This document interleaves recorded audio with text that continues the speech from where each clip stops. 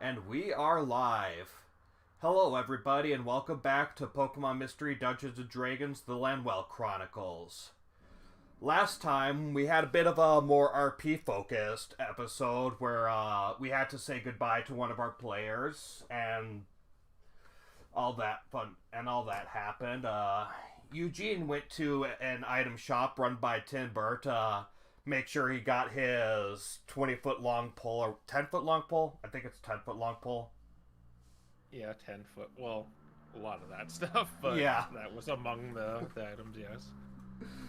naturally we need the 10-foot long pole. The group returned back to the guild and all got paid for their first mission, so they bought a bit more stuff with that as well.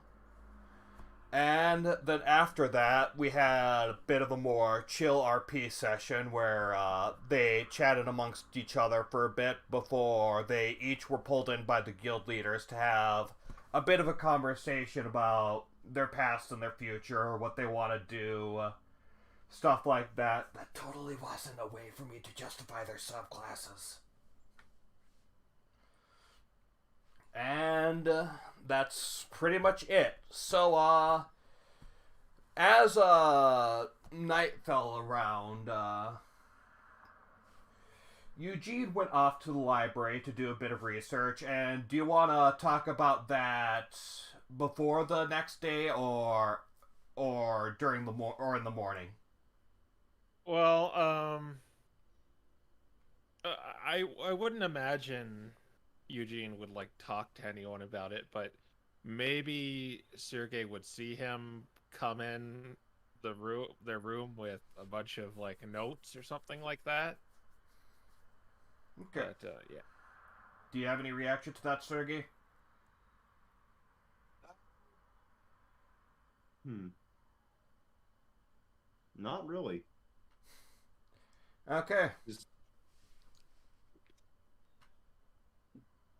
he's had all Yeah, these little knickknacks before, so like a few papers. Maybe he has like a book he's kind of like scrawling something in, but he doesn't really look like he's doing anything suspicious. He's yeah, doing it very matter of factly too. Like he's not trying to get your attention or anything. doesn't really have any questions then. Okay. So yeah, Eugene does all that fun stuff, and we will move along then. So you all head to your rooms. Raniel, you are alone for the first night. Probably, maybe, or maybe not disturbing the neighbors. Making noises with minor illusion. Things that go bump in the night. So after after all that, you the next day rolls around, and just as before, you all awake to an earthquake, or what feels Oh, like a not bunch of shaking. not this again. Like curl up in my bed a little more. Can't they just have a normal alarm like normal people? I assume we'll have to get used to it eventually.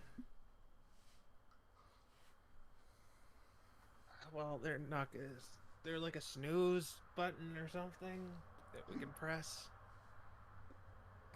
He just gets up and gives Eugene a bit of a push. Nope. Oh, he he's really not a morning Pokemon, and he's pretty much in the same state he was the other day, and he's just kind of like hunched over, bags under his squinty eyes, and we I guess we go to that meeting room downstairs. Mm-hmm. Mm-hmm. Well, you would, except for the moment you open your room's door, Renniel's right there. Ah, Good no. morning, teen. He just kind of like walks around them and goes down in grumpy fashion. You could Right. at least knock. I heard the two of you talking. I did not want to interrupt. Right.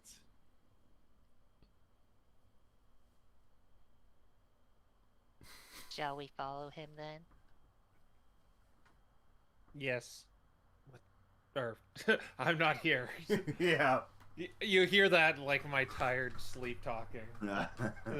Yes. He's not much of a morning person, is he? It would seem that would be the case. He's going to have to get used to it. Indeed.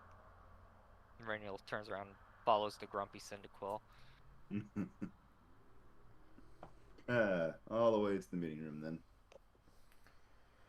Okay, so you all go down to the meeting room.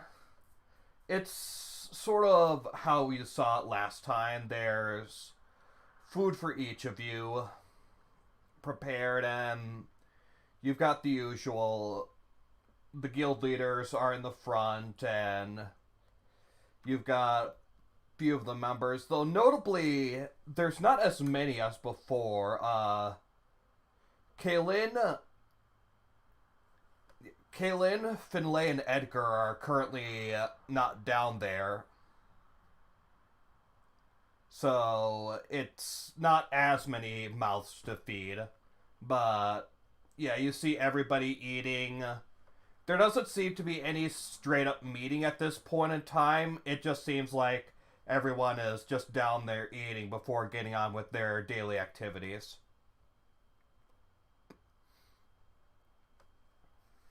Well, I'll try to find a spot alone. And are there like bowls set out for us, or Yeah. is it like a buffet kind of thing?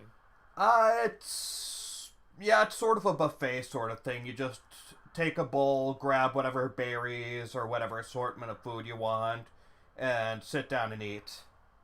All right. Yeah, I'll try to look for some food that fits my tastes, and I'll try to find a spot alone.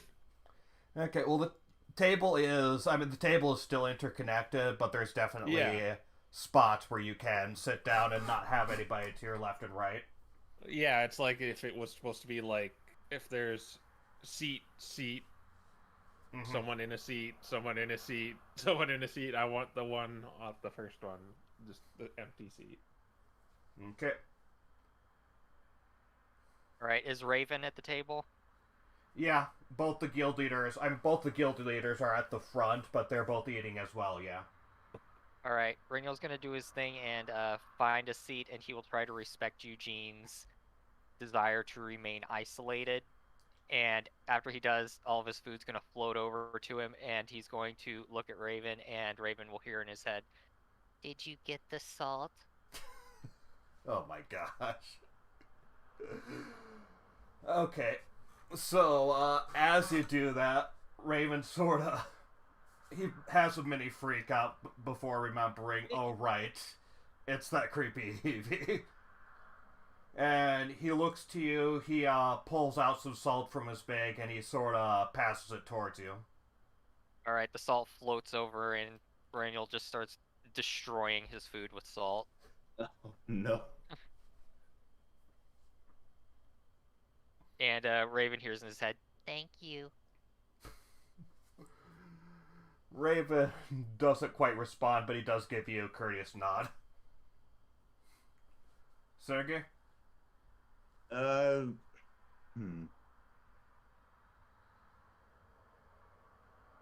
Forgive me, I'm still in the process of waking up here, so... need to get up earlier. Yeah, I'm method acting. I did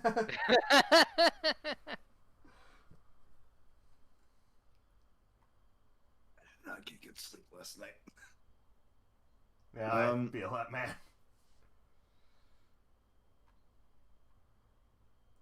So I want to say it would probably be interacting with anyone that would have him. Well, in terms of open people, Rora probably wouldn't be too open to chatting, but you could try chatting maybe with Terador or Rehan and sitting near them. They're both fairly open. Alright. Is there anything in particular you want to talk about, or do you just want to skip past some small talk? I guess we'll just skip past some small talk. Alright. Fair enough.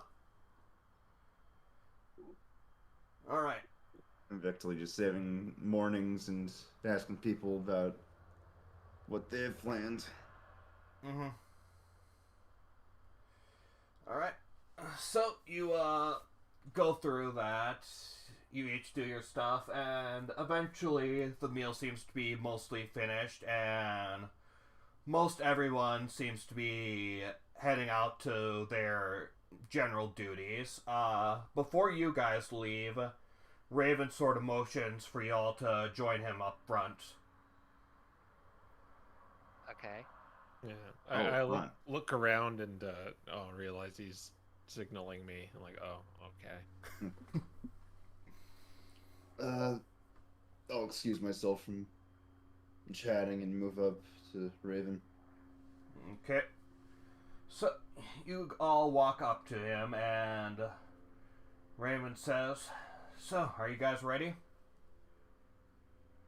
I am ready. More or less. I believe we have everything we have planned and prepared. Alright. Well, I'm gonna recommend you guys either take some of our stock or get ready to buy some food in town because it's gonna be a bit of a trip. We are going to need more salt.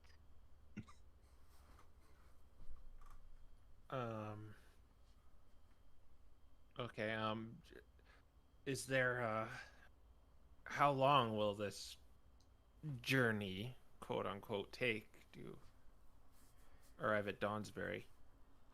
It should, unless something catches you guys up or something, you guys should be there probably in the afternoon, 3 days from now. We're planning for 3 days. So we should plan for a 4-day trip then.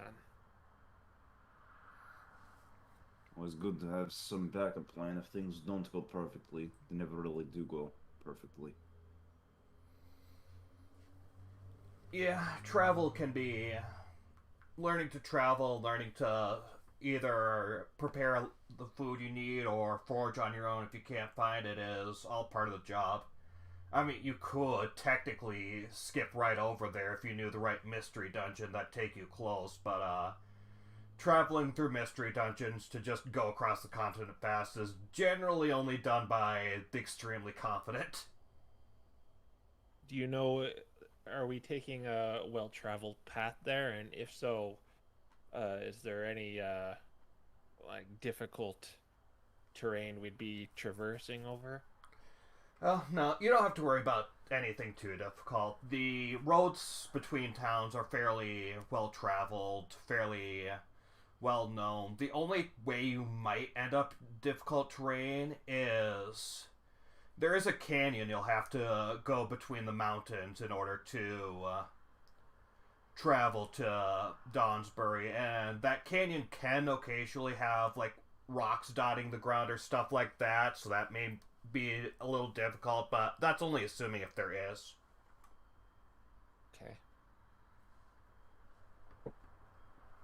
Well, it doesn't sound like a difficult trip, so I think we should be good. Alright, just make sure you prepare a good 4 days of rations and you should be fine. Mm-hmm. Where would we grab said rations? Well, any leftover food here you could feel free to take some. Don't know if it'll last you 4 days, but you should get a couple of days. Otherwise, you can always ask the Kekleon Mark if they... Mark. You can always ask the Kekleon Mart if they have any food. Usually food is fairly cheap, so you should hopefully be able to get a couple of days of rations, assuming you guys don't already have some yourselves. Metatalk, are apples a full day of rations? Apples are... Two apples equals a full day of rations. Okay. All right. So, how much food or how many days would we have if we just took everything that's on the table? Well, everything that we could carry. Leftovers. Yeah, Yes. it'd be leftovers. So if you're going to wait for the leftovers to happen, let me do a bit of a roll here. Not to mention that's also time. I'm also gonna roll my lucky die too. Oh, didn't you do that Did you already do that? Wasn't it like an 18? Oh yeah, I do. It says 18, right? Or it says 17. Yeah, I thought so. I should have remembered. Yeah, I thought I didn't do it. Good thing I remembered for you. Well, I went down to it and it has like a 17 in parentheses, so. Okay. So like, oh, okay, yeah, I did do it. Alright. Anyways. Alright, so if you're waiting for leftovers from the feast, then there is enough leftovers for 2 people to have 2 days of rations. All right. Some of the food starts just floating over to Renniel and just kind of sliding into his mane. Well, I have 6 apples on me, so I'm good for 3 days. If that's the case, I guess I'll take the rest of the leftovers since that'll have me covered. Okay. I think Renniel took them. Oh wait, did Brindle take all of them? Yeah, I'll say he did, but he'll hand it out if anyone needs any. You're going to need all of those? Probably not. But do you have a non-Euclidean space to store items in? I'm not even going to ask. That's what I thought.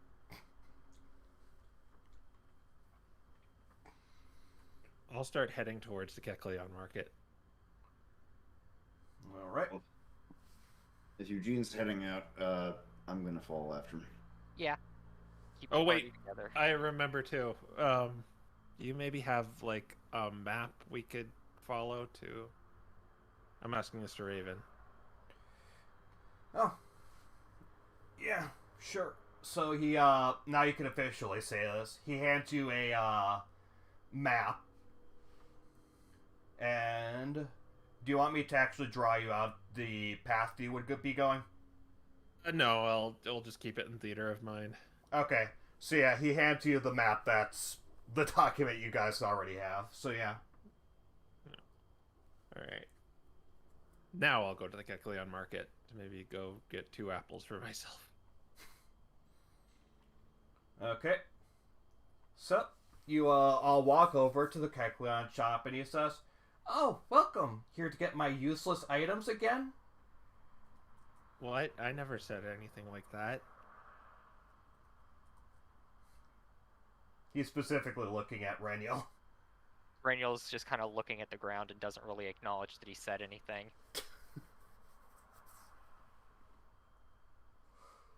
I'm here to we should also maybe pick up I guess that's the other place, the timber or whatever. Yeah.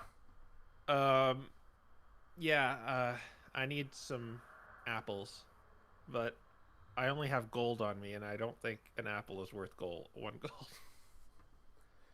If you buy... Buy in bulk. I was just about to say that, but yeah, if you want to buy in bulk, you could certainly do that.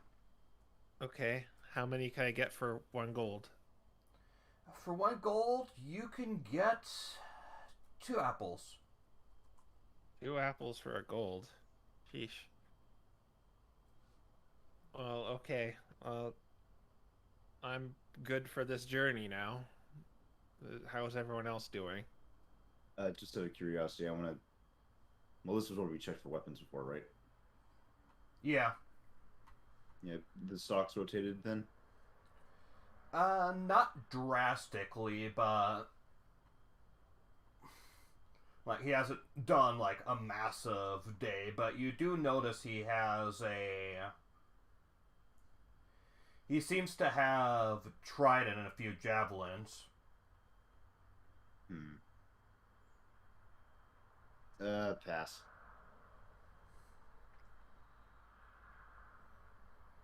Okay. I will take 4 apples, please. Alright, that'll be 2 gold. 2 gold floats over. He notices this and is kind of shivering, but he does hand you the 4 apples. Thank you. I look over to Sergey and say, "Are you sure you don't want something you could maybe throw at someone?" He thinks back to the earlier encounter with the Altaria.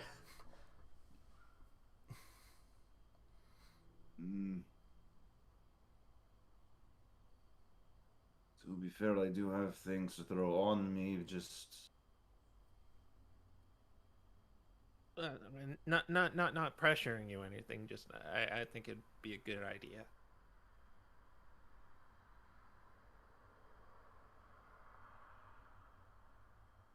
Just looking at it now, because I've got those iron thorns on me, plus the problem is if I take throwing weapons, those are usually dex, aren't they?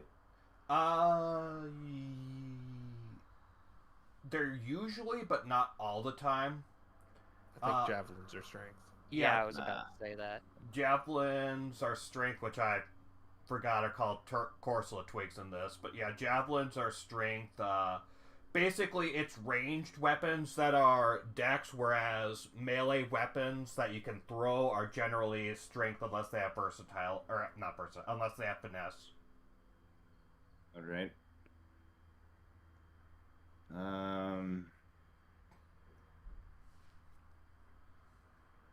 I'm thinking about it now. We're going to a cliffside, and I'm willing to bet there's things that fly around there, and Make a good point.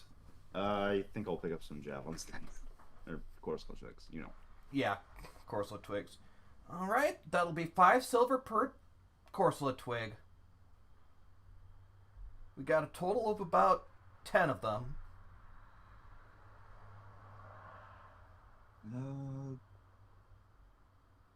I guess we'll just even out to 2 golds worth, so would that be 4? Alright. You are handed 4 Corsola twigs. Alright. I mean, unless you shatter it, you just go up and pick it up again. Or throw it in a place you can't pick it up anymore, but yeah. Mage hand. We should. I'm kind of wary about this cliffside. So, do we have rope? Maybe. I mean, I have some pitons and a grappling hook. I have 30 feet of rope. Will that be sufficient? I'm willing to bet there's probably maybe chasms that are a little more than that, so we can maybe tie 2 ropes together. Do you have a rope, Sergey? 60 feet worth. Okay, yeah. That's almost 100 feet, so that should be good.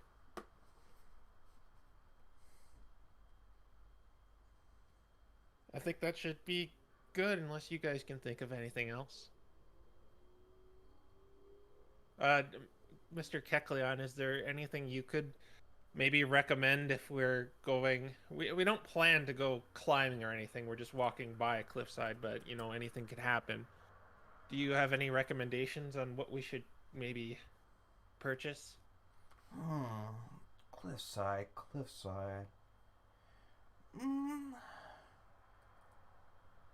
No, at least not among my stock. If you had any way of making it so that it's like, you know, any way of keeping an eye out just in case, like, you know, any bandits or something like that want to try and ambush you from the cliffside, then that'd be certainly something. But I don't really have any way of, like, giving you guys the ability to, like, fly or supervision or anything. At least I don't. Well, I'm thinking stuff a little more practical, but... Who cares about practicality? You gotta do the fancy stuff. Oh, you never know. Besides, I have heard that practical things can be quite expensive, such as spyglasses. You wouldn't by any chance have a spyglass, would you? No, I do not. For a reasonable price. Okay, I think we're gonna go look at that. Well, more practical stuff. Sure. Besides, there's something I'm curious about. He sighs at that, but he waves you off. Have a nice day. Mm-hmm. And we'll go to the was it a girder or timber? I forget. It was a timber. Yeah, we'll go to the timber shop. Ah, welcome back. Have you guys brought more rubies for me? Well, I'm actually I was up all night regarding this, but you said you had bombs? Quite interesting taste you have.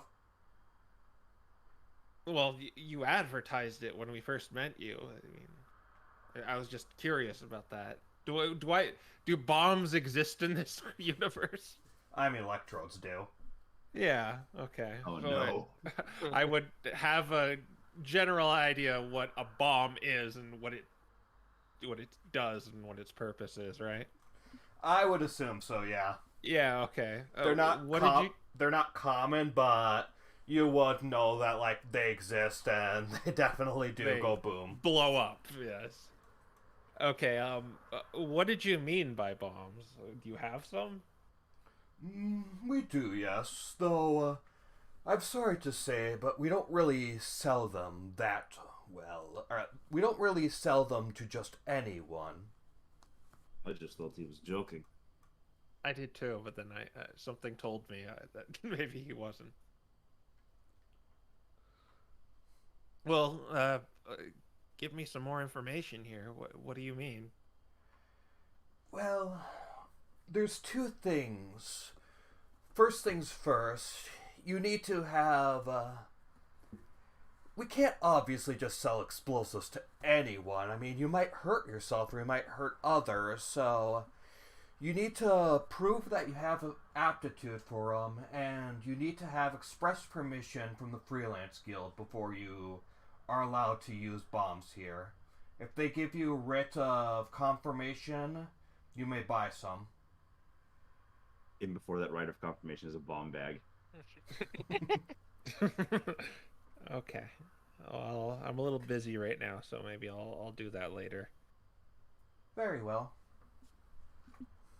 So, another thing I was wondering is, do you have a spyglass that isn't 1,500 gold?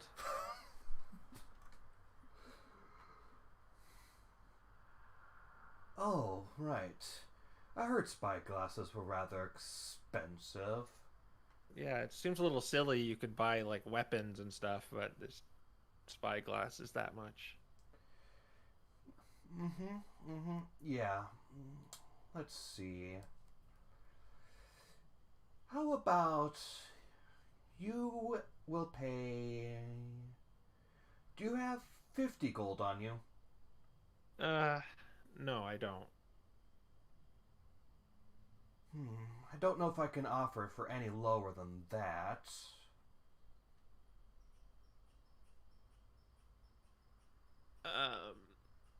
I'm gonna be honest, sir. I'd be haggling with you right now, but I only have 10 gold, and I don't think you're gonna let it go for that much. Sergey's going to take a look through, well, whatever would be considered the wallet right now.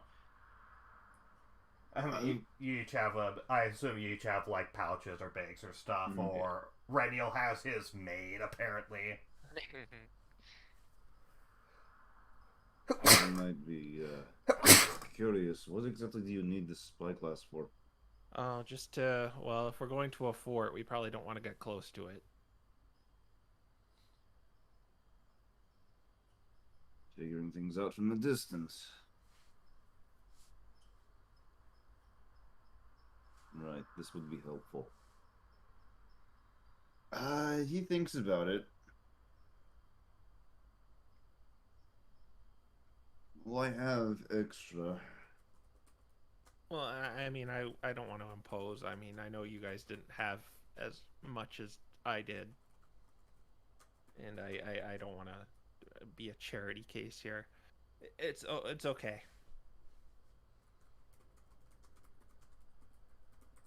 Right. What else would we need? I was thinking tents, but we have. I don't think we have bedrolls, do we?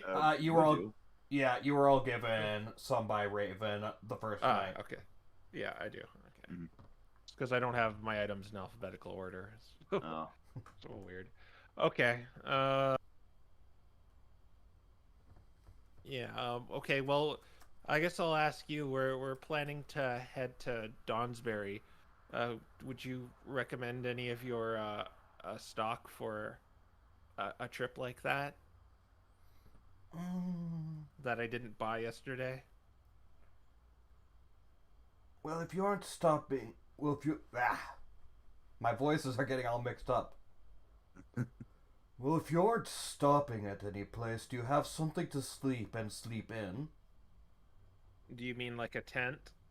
Mm-hmm. No, we do not have a tent, I don't think. Bedrolls. I mean, a tent would be a little safer, but If you would like... how much is... sorry, continue. Oh, I was gonna say, how much is your tents? 2 gold. I guess that's in my price range, and I'll pay him 2 gold. Alright. He, hands you out this rolled up sort of cloth, and you also have the tent poles with it as well. Yeah. Obviously, I would assume this is per person. I think 2 could fit in a tent. And you Well, someone will probably be keeping watch, so I think it should be fine. Yeah, and you are all small-sized Pokemon as well, so I'm pretty sure a tent could fit all of you. Pretty sure Adjustment Ringo would be evolves. tiny.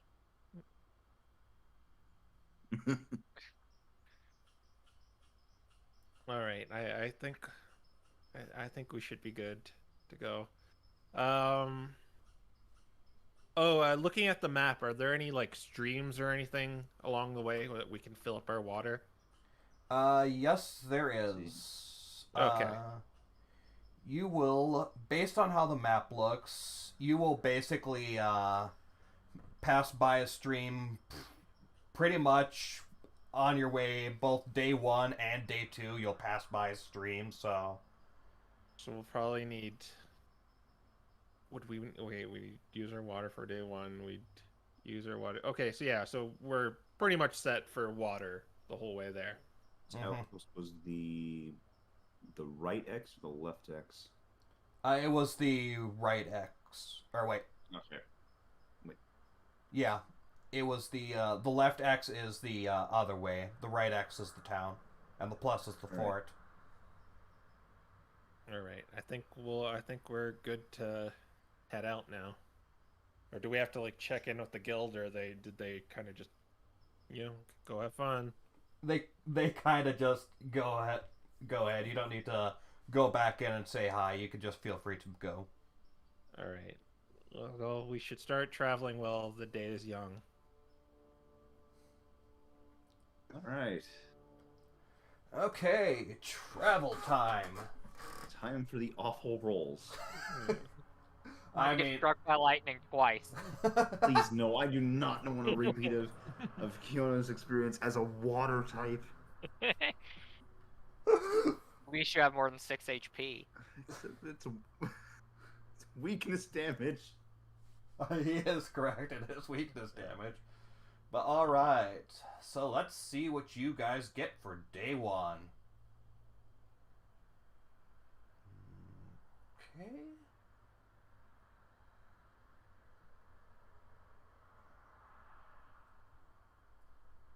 And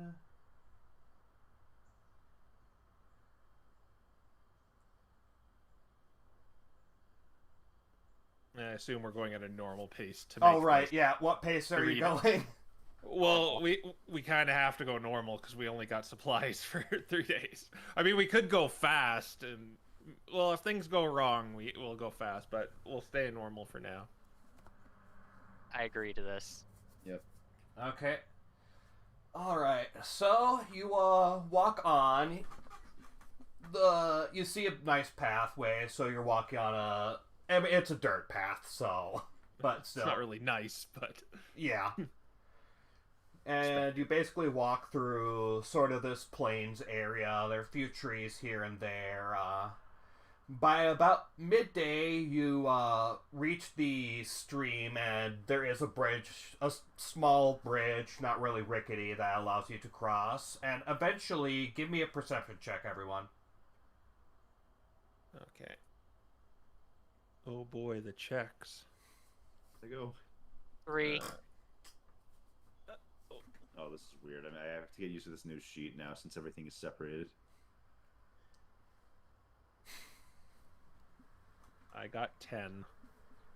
Your roll was a 4, though. I know. You really like that number. Mm-hmm. Yeah, not that great. Highest. Okay. I'm missing an eye. Not missing, but you know. Okay. So, luckily, that's enough to not really... Well, okay, so Sergey, you notice some random white spots in the normally green grassy area. I'm going to point this out to everyone. All right, yeah. I maybe saw it like in my peripheral vision, but didn't really catch it, I guess. Yeah, maybe. Yeah, that's Okay. it was so close. So as you all hone in after Sergey points this out, you see that it is a white rock, which seems strangely out of place. Salt. You want to go check it out? Let's All lick right. it. Oh no. Is it like inside a field, or is it just kind of just plopped there, right in just next to the path? It's a bit off the path, but it's not too far. If it was any further, you wouldn't have seen it with those perception checks. Yeah. All right. Well, if it's not too much of a trek, we'll maybe go investigate it, just because of how out of place it is, I guess. Mm-hmm. Okay. How big is it? It's larger. It's about the size of all of you combined. Okay. Too heavy for Mage Hand, then. Oh, 100%. There's no way you're lifting this thing. Okay. So, as you get closer, you notice that this rock has some strange runes on it. Interesting. What are they? Just is it kind of just chicken scratch, or do they look like maybe certain symbols? It definitely looks like it's symbols, but looks like it is written in ancient.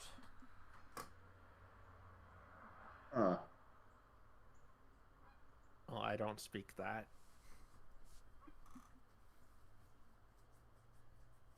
Is there anything that looks more picturesque?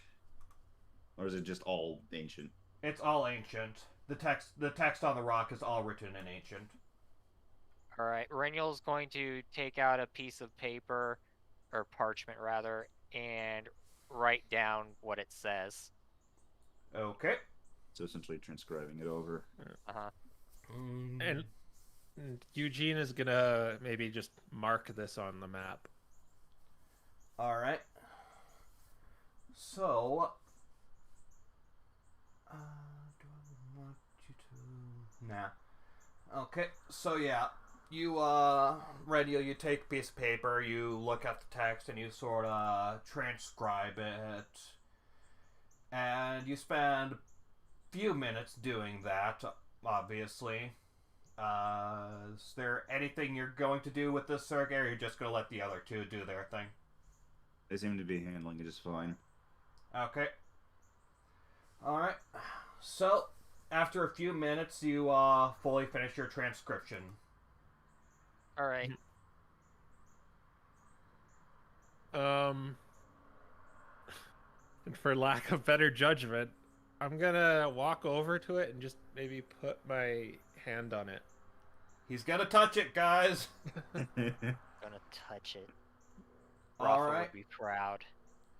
You touch this rock.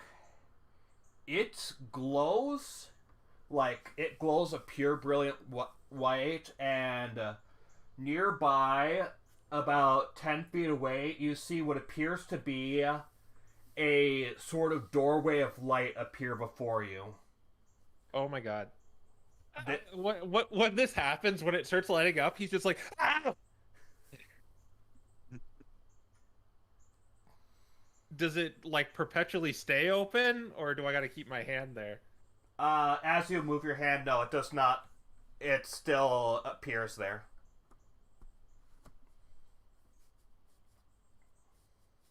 They mentioned mystery dungeons. I would say that's a mystery dungeon.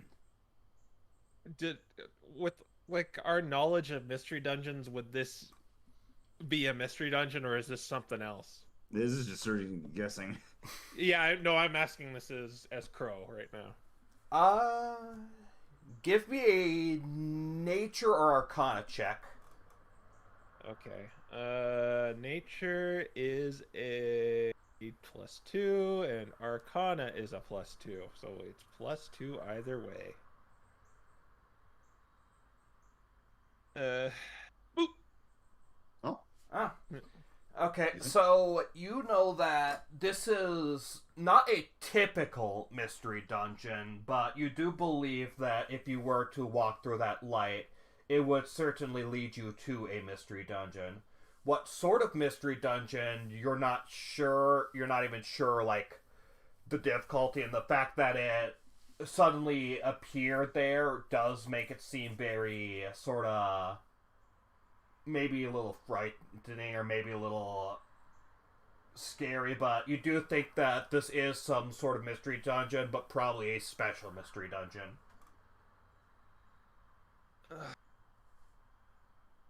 So I think I've read about stuff like this. Will probably take us to. I don't know what the special entails, right? No, you don't know what the special entails at all. A strange mystery dungeon. Maybe we should go back to the path. This is so weird here because I want to go in here, but Eugene probably does not. I know that feeling. It's the fact that also the guild, there's literally said, hey, these are for experience, or just even mystery dungeons in general are for experienced people to use for travel. So Yeah. this is a very good way to get sidetracked. Yeah, I'm not gonna. Yeah, maybe let's get back to the path and go to Dawnsbury. Perhaps we will find someone there who will be able to translate this ancient text to give us more of an idea of what may be inside of it.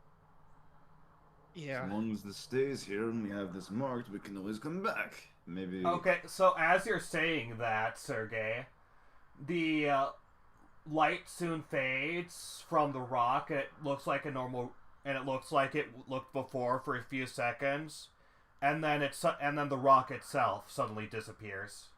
Oh no! So No, that was me. And Eugene's like, whew.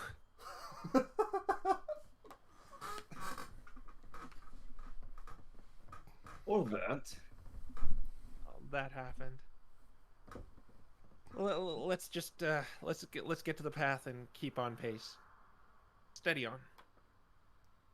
What did we miss? We'll never know. Yeah. All right. So, yep, you head to the path, and eventually you the day goes by without more incidences, and it is now getting dark out. All right. Is there any like place we could kind of use for cover as we are probably gonna camp out for the night? Give me perception or survival. Can more than one person make that? Oh my god. Okay, I'll give you a mulligan and let more than one person do that because your rolls have been terrible today. Alright, well... I don't have an incredible roll here, so... Oh, okay. Oh. I don't Man, have an 22. incredible roll. You have a +3. Yeah. My Okay, heart's still racing from the rock. okay, not Eugene. Reniel, you do see a nice sort of area about, I'd say, several meters away from the beaten path, so it is a bit away, but you do see a good place that'd give you some nice cover, a little bit. It also sort of blocked the path from you so that if someone's walking down the path trying to look for people camping out for the night, you imagine you'd be shielded from them as well. So you do see some natural cover that helps sort of shield you and help you sort of in an alcove near a hill or something like that. Eugene will also like obscure and destroy our footprints heading off the path. Ooh, smart move. Okay. So are you gonna go there? Yeah, Yep. and we'll set up the tent. Okay. I like to see you see this image of Eugene trying to set up the tent and it's just not working. He's like, God damn it. It goes here. Where does this piece go?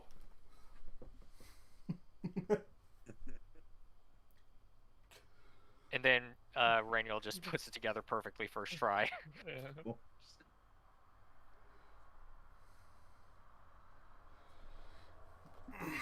While this is going on, of course, Surya would just be trying to figure it out. So yeah, you got Sergey and Eugene are struggling, and Reniel is just putting it together just perfectly. Yeah, but still somehow we end up with like one extra piece that we don't know where it goes. Of course. Of There's course. always one extra piece. Always. The tent is lopsided, or it's only 3 points instead of 4. Yeah. I guess we'll like retire for the night. Alright, are any of you going to be keeping watch, and if so, how do you intend to do it? Since there's only 3 people, you can't really keep watch throughout the entire night, but you do feel fairly secure? Yeah. I guess at the wee hours of the morning we'll go without a watch. Okay. But we'll basically take turns. Yeah. Alright. Alright, let's see what you get for your night. Who's taking Which order are you going?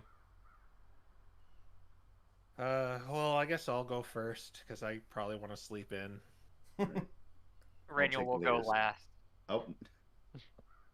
Okay, I guess I'll take second watch then. All right. I'm preparing that perception check that you're probably going to make me do. Alright. Let's see. Yep. Alright. Eugene, prepare me a perception check. There we go. Oh, wait, I effed up. No. Now you're gonna get a terrible roll. Yeah, I did. Another 4. Another 4. Okay. Seems like... Yeah, at least you have the +10 and the +6. You seem to really like 4s lately. Ugh. Okay, so, Eugene, you, are looking around when, from behind you, you hear, boo! This probably wakes everyone up.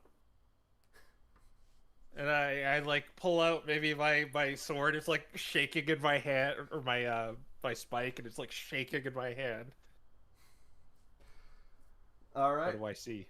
You see... Maybe my flame goes out too, so it's lit now.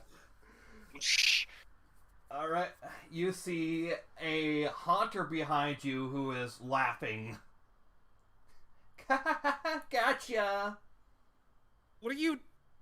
Don't do that! Who are you? Nobody special, nobody special. I just happened upon here and saw a little scaredy cat that I thought I could scare, and it worked! And he starts floating away.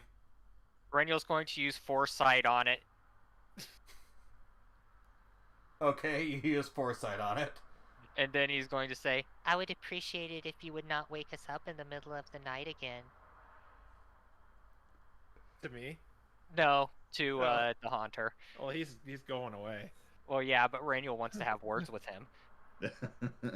Okay, so are you trying to intimidate? Yes. Alright, roll intimidation. Of course. I'm just still standing there, like, shaking the spike in my hand. Oh!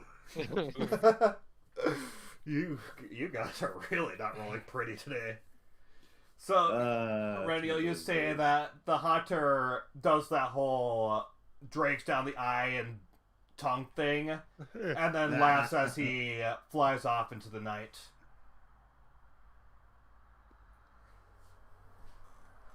He was ugly. I'm going back to sleep. I have a feeling I have not finished my watch yet, have I?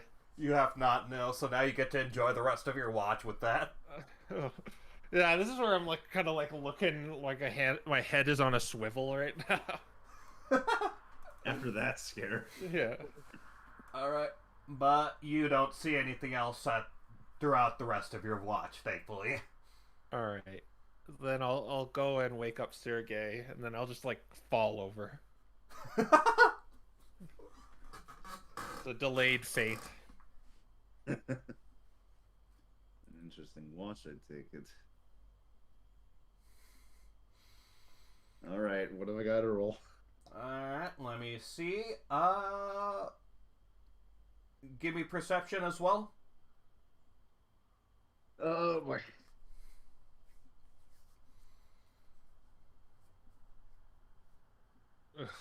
You got What worse is... than me. Wow. Our perceptions are just... Well, actually, they seem to be all of our rolls. very skewed. Yeah, you guys have not been rolling pretty. Well, you don't notice anything. Think you did a good job, maybe or maybe not, searching. So I get a higher roll. I get a higher roll with a higher perception, and a Haunter goes and F's with me, and he gets a lower one, and nothing happens. That should be more concerning. Yeah. Yep, you notice nothing. Alright, and it is the end of yours. Alright, I'll go wake up Renniel. Okay. Renniel just kind of slowly gets up and walks out of the tent without a single word. Okay. And Renniel, finally your perception check. It's gonna be like 20. Nope. No, it's a natural one. You see nothing. So if something happened, you don't know about it. That's fine. Again, concerning. Yeah. Alright. And for the time you aren't watching... Okay. Oh, we should have got some traps to like lay around our camp. Alright. And it is morning. Alright. This time you don't have an earthquake waking you up, so you can wake up normally. We probably slept in. Eugene's probably still like passed out. It's like a leg is out like near his head for some reason. He's like contorted like that Family Guy like falling down. Oh no. Renniel's just like on his back with all of his feet in the air, looking up at the ceiling. But then I remember, oh god, we didn't have anyone watching, and I'm gonna do a quick like run through my items, make sure no one stole anything. Alright, you look through your items and... Well, I'm sorry to say this, but they look fine. Okay.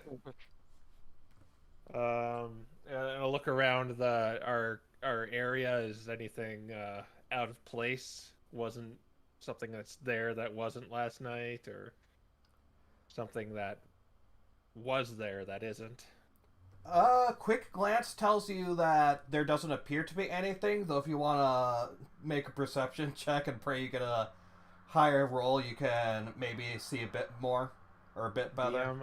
I do want to make a perception check just to justify this +6 I have in it. But it's not. I think I got a shiny Pokemon.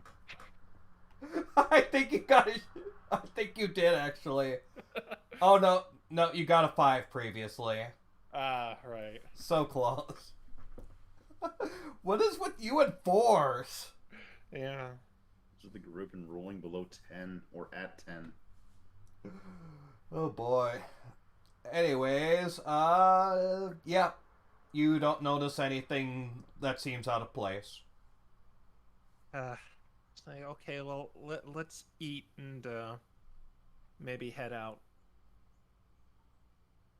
So can I just like dock 2 apples for the day, or should we keep this kosher and just do 1 for now and 1 later? You could dock 2 apples for the day. All right, be satiated. Right. All right. Okay. Oh right, my lucky die. I forgot about that. Oh. Oops. Oops. Okay. Also, well, oh, it's a 7. Good. Oh. I mean, Well, at least with his dice, 7 is something that can be used decently. I mean, can you use that against on the rolls? Yeah. So long as it's a D20 roll, he can use that on something. Yeah. Also, so I was just gonna ask Renul the leftovers this morning. Would you like some? They may have extra salt. Oh, you've already tainted them. I am not sure. I do not quite have control over where the items float.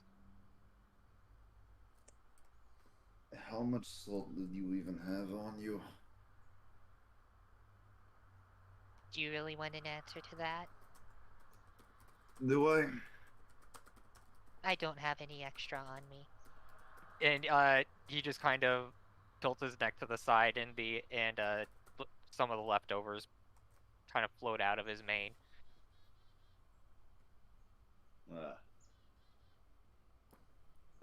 He'll take the said leftovers and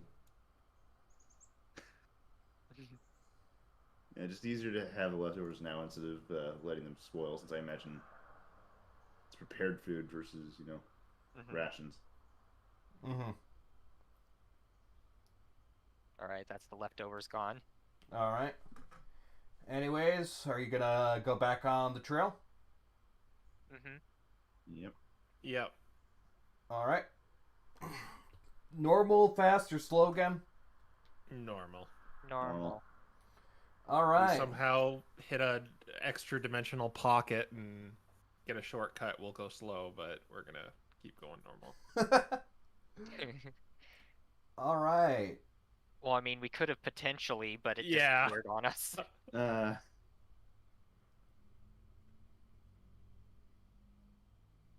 Okay, so, as you are walking through, you see... Oh, interesting. Okay. So, the road you're following goes up along a hill, and as you reach the top of the hill, you see a Smeargle who seems to be attempting to do a landscape painting of the pathway ahead. And there's this really stunning view ahead, so it looks like it's going to be a really neat painting.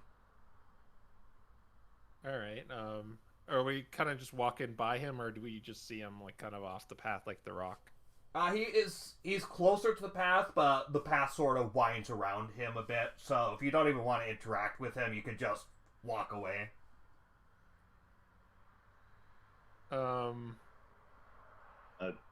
I'd probably call out to him and just say, I'm guessing you don't want us to get in the way of this view, huh? Oh, travelers, perfect. Just what my muse needed. Oh? Yeah, he, looks around the scenery in front of him and he says, can you all stand there, and there, and do a bit of pose for me? And he points lower down on the hill, again a bit away from the beaten path, but he points down the hill and to three sort of random spots. How long will this take? About an hour, I think. Yeah, probably an hour. And I'm guessing there's no reward for this, just the satisfaction of being a model for your painting. The reward is being captured on my canvas for all of eternity. Oh, that's something I don't really want. Oh, come on. It would be fun. Live a little. I am afraid you would most likely not want me as a model. I would probably ruin your painting. Yeah, I would too. No, I asked for all three of you. I want all three of you to be out there. My muse demands it. In exchange, do you know a shortcut to Donsbury we can maybe take? Donsbury. That's that one town, right? Yeah, Very that one town. specific. Well, you're getting close to a small lake. Do you guys... I suppose... If you guys want to take a boat out and ford the lake, you can get to Donsbury a bit faster. That'd be helpful if we had a boat. Well, I have a boat. Oh, yeah, definitely. We'll model for you then. All right. He again points to over there and he says, "All right, go. My muse demands you." All right. I'm just imagining how the other two will be posing. Brynjolf's just going to be standing there staring at the artist. No. I'm just gonna like haphazardly I don't have no flair or no style. Just like put up an arm and think that's a good pose. He has no style. He has no grace. So you guys getting a bit more into this, and it's just kind of like looking Captain Morgan. Captain Morgan. Ah. Perfect. Stepping on a barrel. All right, so you all stand there, and yeah, this does last an hour, so you are holding that pose for an hour, but yeah, after that hour passes by, he calls out from the top, "All right, you're good. Perfect. Yes, excellent." Okay. Maybe I'll go over and like see what it looks like. Did he like draw like goofy caricatures of us or something? Oh no, it looks actually very, very excellently drawn. Like, it's almost more like it's one of those drawings that is almost more realistic than real life, which I say despite the fact that they're cartoony characters. But like, imagine like a really good artist drew something like this. Yeah. Right. I was hoping Rennials would be like some sort of eldritch creature. Oh no, like he's able to see the truth. Yeah. Really. You don't plan on advertising this anywhere. You're just gonna store this away in a filing cabinet, right? And only your eyes will look at it, right? My muse will take this drawing to wherever my muse desires it to be. Could it? Hopefully, it just ends up as a coaster. That's a bit rude, don't you think? Oh no! It's a good drawing. It's good. It's amazing. I just, I don't think I can handle everyone putting their eyes on me like that, even in the drawing. Because what if they see me there and then they go and ask me about it? If it is anything like real life, they will take one look at me and try to get away from it. I begin to think about this. It's like, oh yeah, Rennial's in there too, so maybe they won't care. Perhaps they'll find him more interesting. All right. All right. Anyways, boat. So he paints the ground a little, and you see a painting of a bag that springs up, and he grabs this bag, puts his paw inside, and from this small bag he pulls out a large boat that's big enough for all of you to fit on it, and he stores his painting inside that bag somehow before painting over the bag and causing it to disappear again. I like kind of do a double take as all this happens. All right, here's your boat. I was wondering where your boat was. You know what? I've seen Stranger Things. I'm not even phased anymore. I see you too are a fan of non-Euclidean spaces. Oh, non-Euclidean is the best. Ah, yes. Someone who understands me. Of course, the artist would understand. Where you how far is like the carrying this? Yeah, that's what I was kind of like wait about. So how far is this lake away from us? You could you could sort of see it on the horizon, so it's not too far. Okay. So we're gonna have to like put this boat over us and kind of yes. Yeah, you're gonna have to carry it for a while. So all three of us just carrying it. What's your name? My name is Mysterious. Well, Mr. Arius, how do we how do we bring this boat back to you, or what should we do with it after we use it? Are you coming with us? Oh, just leave the boat wherever. I'll get it back. Okay. Yeah, we're not responsible if bandits break it up or something, or steal it. It's fine. It's fine. Okay. Thank you. Yeah, thank you. Then I just like start dragging the boat, maybe by myself. Like Sergey's gonna go and lift up the other end.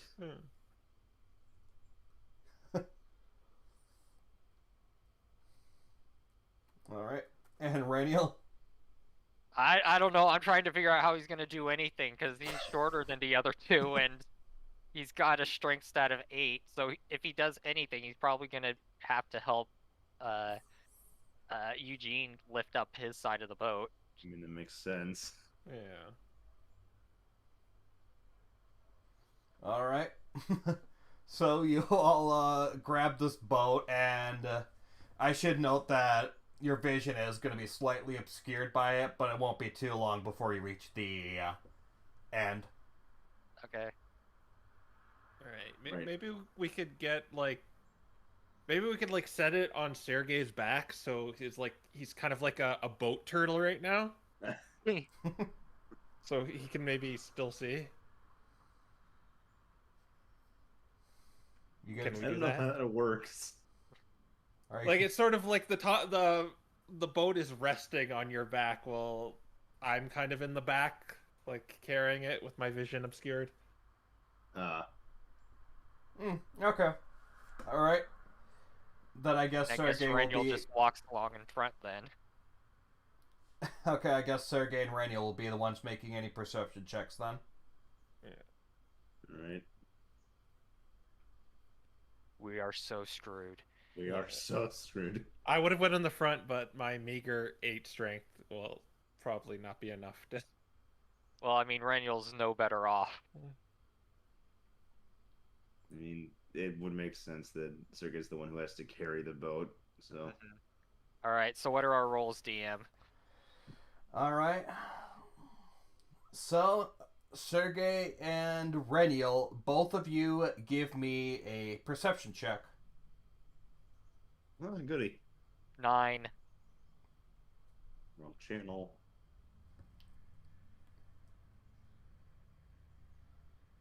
15.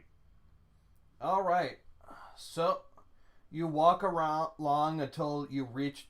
You walk along and you notice that there doesn't seem to be anything of interest as you reach the lake. Of course. All right.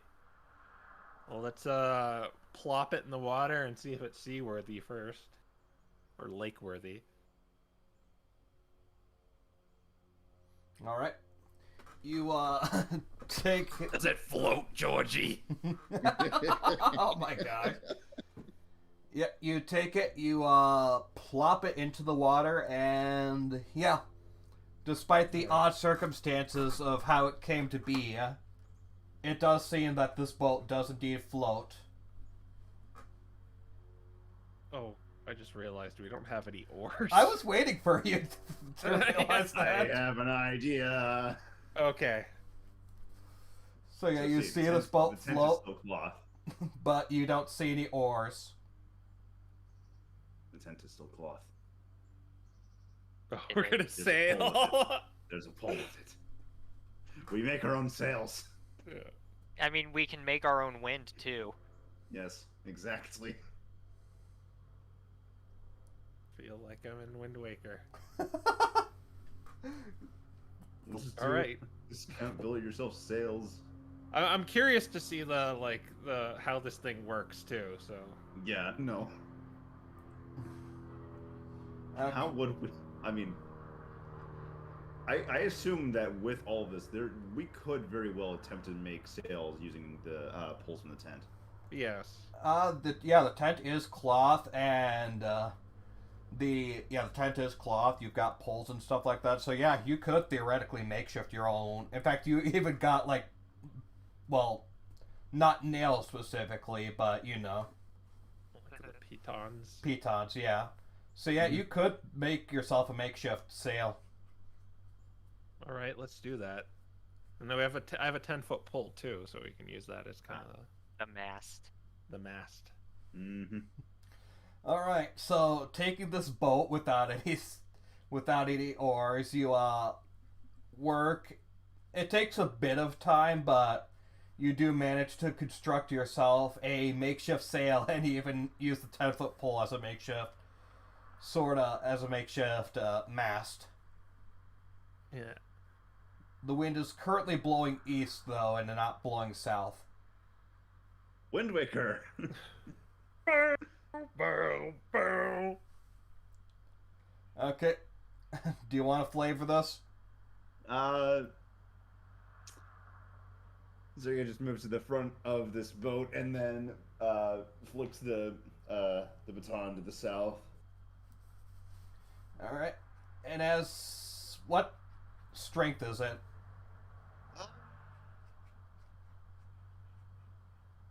I mean, I assume this isn't the biggest of rivers, really. No. Lakes. Yeah, no, in that case, let's go with a light wind. Don't want to go crashing into anything. All right. So you use a light wind, and as Sergey's doing this, you suddenly see the wind shift from east to the south. It's not all the wind.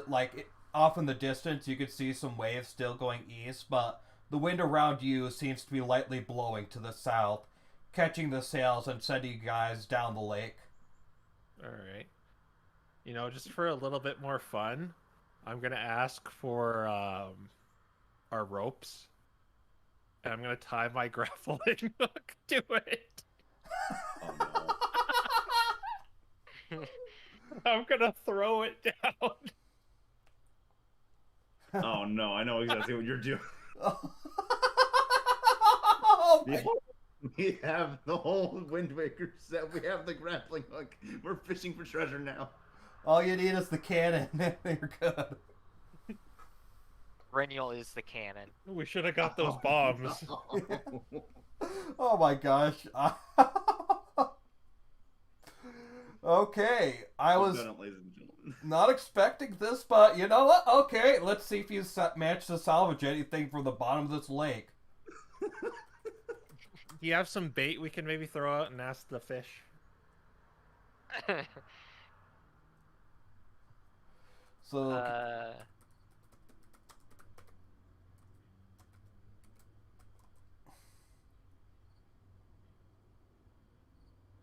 so let's see. I think the best way for me to handle this is. I assume that while all this is going on, Sergey's the one to handle the sailing. Yeah, I imagine you're the one who's proficient with that type of stuff, anyways. This is when the boat like turns around, and starts talking to us, going, "Hey, No.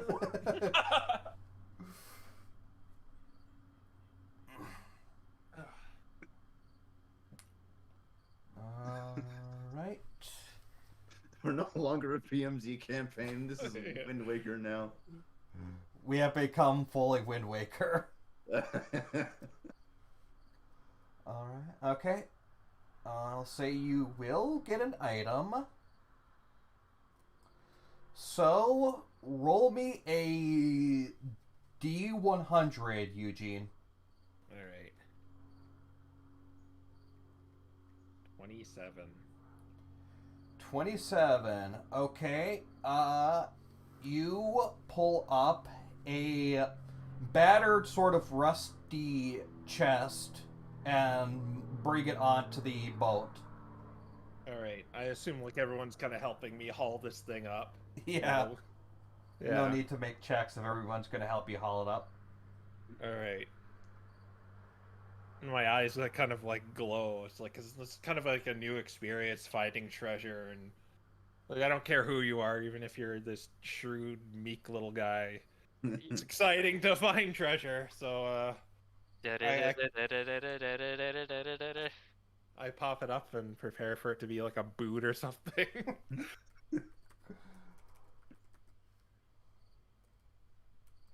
Alright. You get... Oh, whoops. Wrong thing.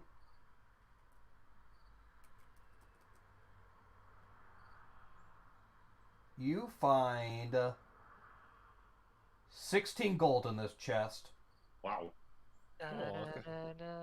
Since this was like No, a it's not even that. It's the little jingle. Yeah, a little jingle. Wait, 16 divided by... This is like a group effort of like our ropes and grappling hooks, so... What is going on? That would be 4 gold. All Or, right. wait, there's only 3 of you. Yeah. There's only 3 of us, so there's 1 extra. You may have my portion. I still have plenty of money. Okay. I still have 50. I think if that's the case, then... Yeah, Eugene can just keep all of it. Mm-hmm. Okay. Well, I'll happily accept it. All right. Thank you. This was a new experience. I feel like we need to get those bombs now. I feel like... Oh yes, because we'll just keep the boats and carry this around now. Yeah, that's not happening, is it? I am afraid not. Unfortunate. Okay, yeah, we'll let the wind carry us to the other side. Okay. Yep. You let the wind carry you, and you see that... Yep, you see the canyon that you were told of right in front... Well, yeah, you see the other side, and you see that the canyon you heard of is very close as well. You managed to cut out about a bit more than half a day's of travel. Nice. Excellent. Made up for that hour. Yeah. Yep. All right, so we'll pack up the items we kind of use to create this thing. Mm-hmm. Mm-hmm. And leave the boat behind, I guess, unless there's... I don't want to steal it from him, so I'll just leave it there. Alright. Yep. So, you leave the boat there, and it is still... It's about... yeah. It's still about midday, so you do have plenty of time to ford this canyon, and you will probably reach Dawnbury by the night. All right, yeah. Let's Cool. let's do it. We're ahead. Maybe now the mountain is probably where I do want to probably go a little more stealthy. Right. Okay. You mean the canyon? Yeah, the canyon, sorry. All right. 'Cause we're approaching the actual. Or wait, no, it was The fort's. I mean, the fort is not. I mean, the fort is near the mountain, not exactly there, but you could imagine, like, maybe some scouts or something like that could certainly be there. Yeah. Alright. So, are you going to be doing a group stealth through this canyon then? Yeah. Alright. Yeah. Group stealth time. You're gonna have to carry us, Eugene. Yeah. In other words, you say that, but remember, I'm pretty sure I'm the only one with the negative modifier. Oh, wait. Before we roll, is there anything we could do to make ourselves a little more stealthier? Let's not plug in those rolls yet.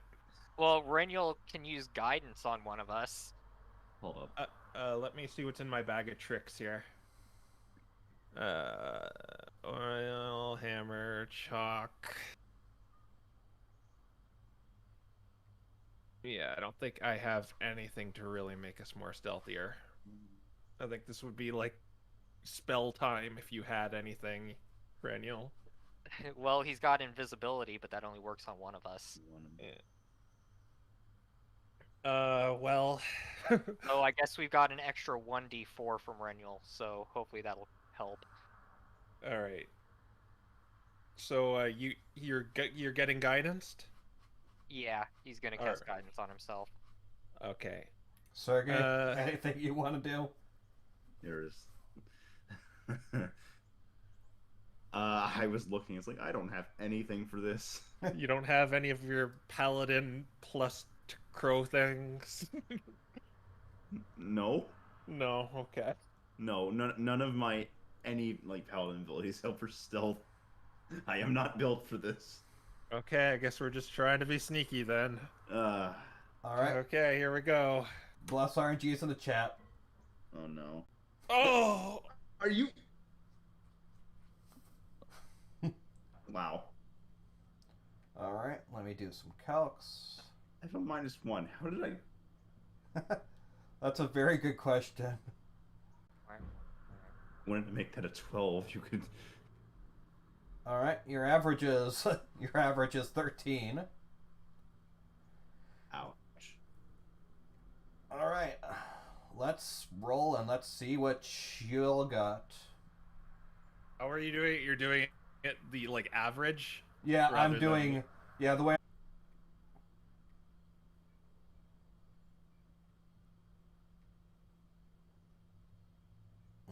Okay. So, as you walk through this canyon,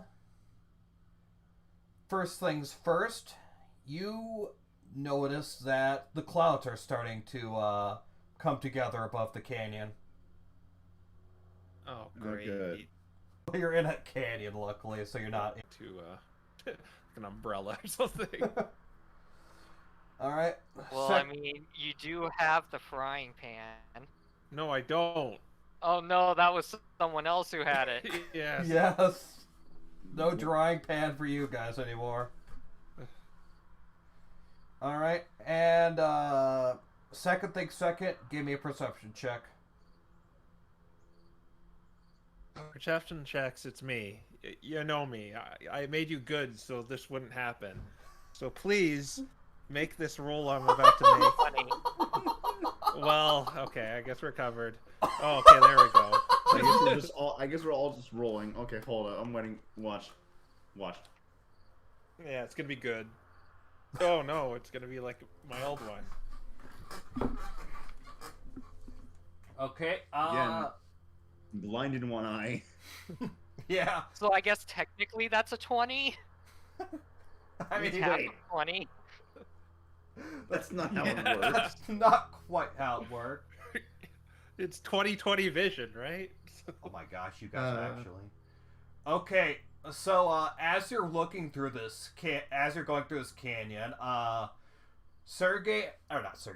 Eugene and Reniel, you notice that there is a Pidgeotto sort of near the clouds flying around. Surprisingly, despite the fact that Pidgeotto are known for having very good vision, it has not seemed to notice you as it's sort of looking around. I'm going to I'm immediately gonna probably pick up this might be a scout and signal everyone to maybe stick to the cliffs and maybe keep it that way of it not seeing us. Okay. So you're gonna hide out and wait for it to go away? Yeah, well, mainly Sergey, because I get the sense maybe Rainiel sees it too. Yeah. Yeah. Okay. Right. So yeah, you hide it out, and eventually the Pidgeotto leaves the sky. They really want to stay there for too long anyway, so... Okay, so maybe this rain is actually to our advantage if that's what kind of made them go away. Yep. But anyways, yeah, so you're free to continue on. Alright, I have a feeling that was a scout. I have to agree with you. So, keep an eye out for more of them then. Yeah, we're obviously getting close to them. And I don't really want them knowing we're part of the Freelance Guild when we arrive there, so we should continue to try to stay low, stay quiet, and just get through this place as fast as we can, but at the same time as slow as we can. If that makes any sense. It does not. As carefully. Yes. Trepidatiously. You want $100 word.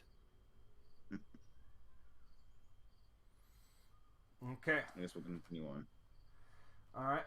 So you continue on, continuing through the canyon, and you eventually reach the other side where, yeah, you see it starting to pour.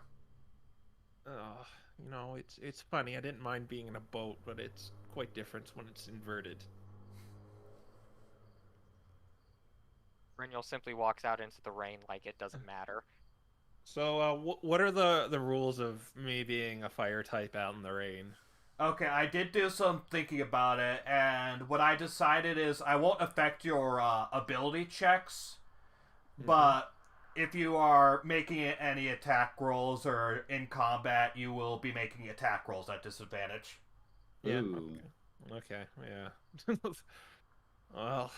And if you are under harsh sunlight, the same is true for you, Sergey, reverse. Though, Sergey, while you are in this, you are feeling very good, so you will have advantage on attack rolls while in the rain.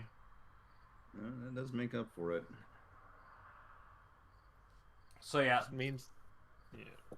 So yeah, that's how I'm planning on handling it, and sun is reversed, so if you're in heavy sunlight... Eugene, you will have advantage, whereas Sergey, you will have disadvantage. It's like free sneak attacks all over the place. It's awesome. Yeah, so hope for the sun, I guess. Yeah. All right. Well, so how close are we looking at the map? Well, as you exit the canyon, you could just barely... You imagine you will probably reach Dawnberry pretty soon, though it is starting to get dark. More than just the rain, it is starting to get dark. I don't want to camp near them, but... could we, push for it to, arrive in the town, in the middle of the night and maybe just sleep in? Yeah, you can... If you do want to get into town, you can get it. You can get it and get in the town before, You won't have to worry about exhaustion if you get in immediately, find some place to sleep and then immediately sleep. Yeah. Right. Because I think that's the best idea right now. All right. Much better than just camping out under Yeah, risk of Pidgeotto. scouts. Getting ambushed. Mm-hmm. Yeah, so we're gonna push for Donberry. Alright. You're still gonna go slow? Now that we're out of the canyon area, where I assume like the scout was scouting, Mm-hmm. I think we'll just go at a normal pace. Will we arrive there at a normal pace? Yeah, you will. Okay, yeah, then we'll just go normal. Okay. Alright. Let me do one more thing, and wow, you guys, okay. Alright, so you walk a normal pace to Donbury, and luckily you do not seem to end up hitting, luckily there does not appear to be any scouts searching around, so you managed to make it to Donbury without incident. Alright. And it's a very like boony like town. Are we able to maybe like just find an inn right away? Yeah, so it's not it's a not very large town. It's very, like, the grass is very green, and you imagine the soil's good here, but beyond that, it's a very small town, very close-knit, so, yeah, as you enter, you can find the inn pretty quickly. But as you enter, Alright. you also notice that there's, like, nobody out at this time of night as well. Yeah, I'd imagine. Yeah, we'll go into the inn. I guess we'll use the treasure money, the 16 gold, for our funds during this. Just kind of like keep it in a pool rather than Eugene keep it to himself. Okay. So, yep, you walk over into the inn, and you see a Trophia sort of acting as the night keeper at the inn. And they go, "Oh, guess this way, huh? Okay. You guys here for the night?" Yeah, to keep it brief, we're really tired. We're from out of town. We just need some lodging for the night. Maybe a few more nights afterwards if you have any package deals for that. But Alright, well... Late, we did not want to risk camping out in that canyon. in the rain. Yeah, the rain can be rough here sometimes. Alright. Well, we don't really have any package deals, but that'll be 1 gold per Pokemon per night. Alright, Eugene will pay for it. 16 gold. Alright. Well, using some of the 16 gold. Yeah, only 3 gold for the night. Yeah. He's not that tired. Alright, so you're given 3 gold, and yeah, it's a very small place, so it's only got like a small area on the 2nd floor, but you're given a decent enough room. Nothing spectacular, but you could sleep in it. Yeah. And then I just kind of drop over back in my weird contorted pose, sleeping. Family Guy death pose. Yeah.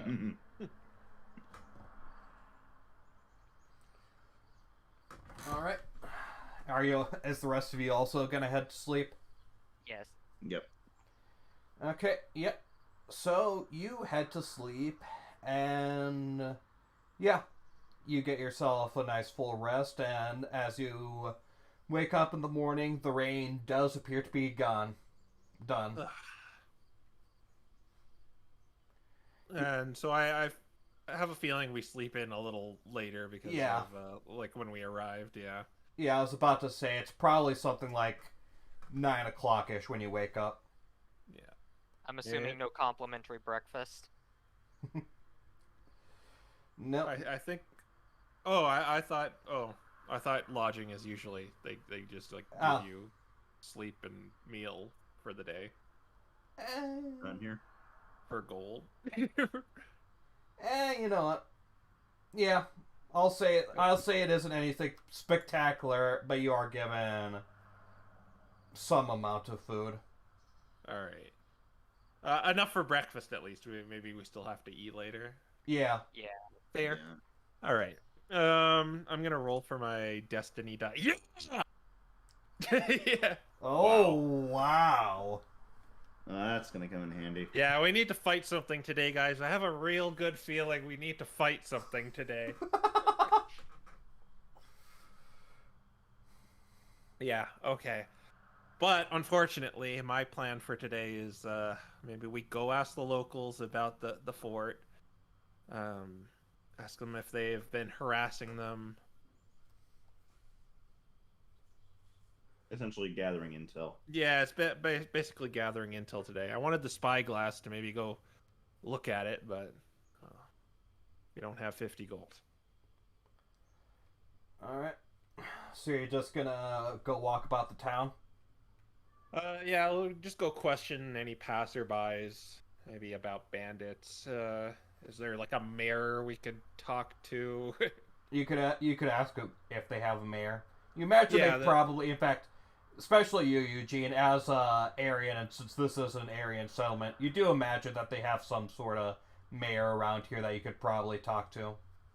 Yeah, you two, make sure you have your badges out, because that should make things a little easier. Actually, don't have your badges out now that I think about it, because there could be bandits among these people. Well, if we need to present some proof of authority, we can simply take them out when needed.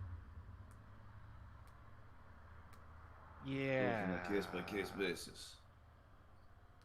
Yeah, don't go too liberal flashing your badge, I guess. He nods. Yeah. All right. Are we gonna split the party, or are we gonna go together? Well, Renuel at the very least should go with someone else.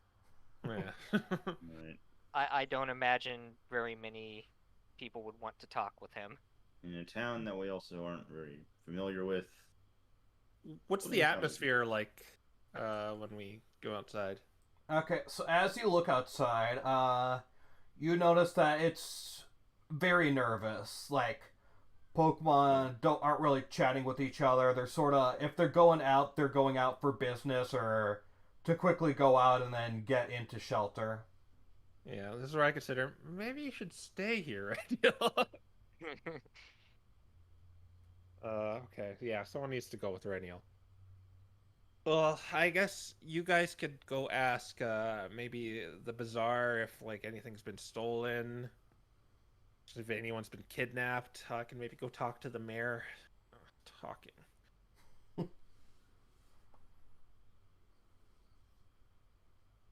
Don't imagine they'll enjoy small chat. You'll be fine. Okay, yeah, let's do it. All right. So, who wants to go first? Oh, I'll volunteer just because it's going to be an awkward silence. So. Fair enough.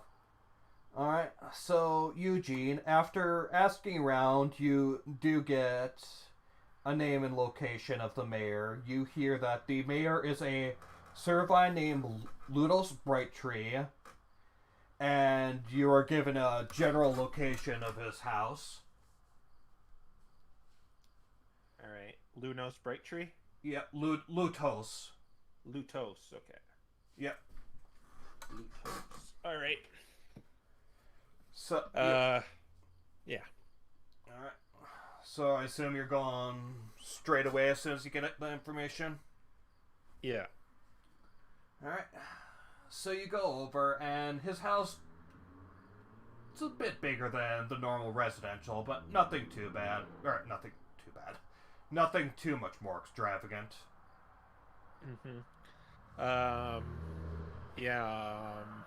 Just has like a gate maybe, and Yeah. the front door, no like servants in the front, or... Yeah. Just Yeah, okay. just has a bit of a gate, and yeah, there's a front door.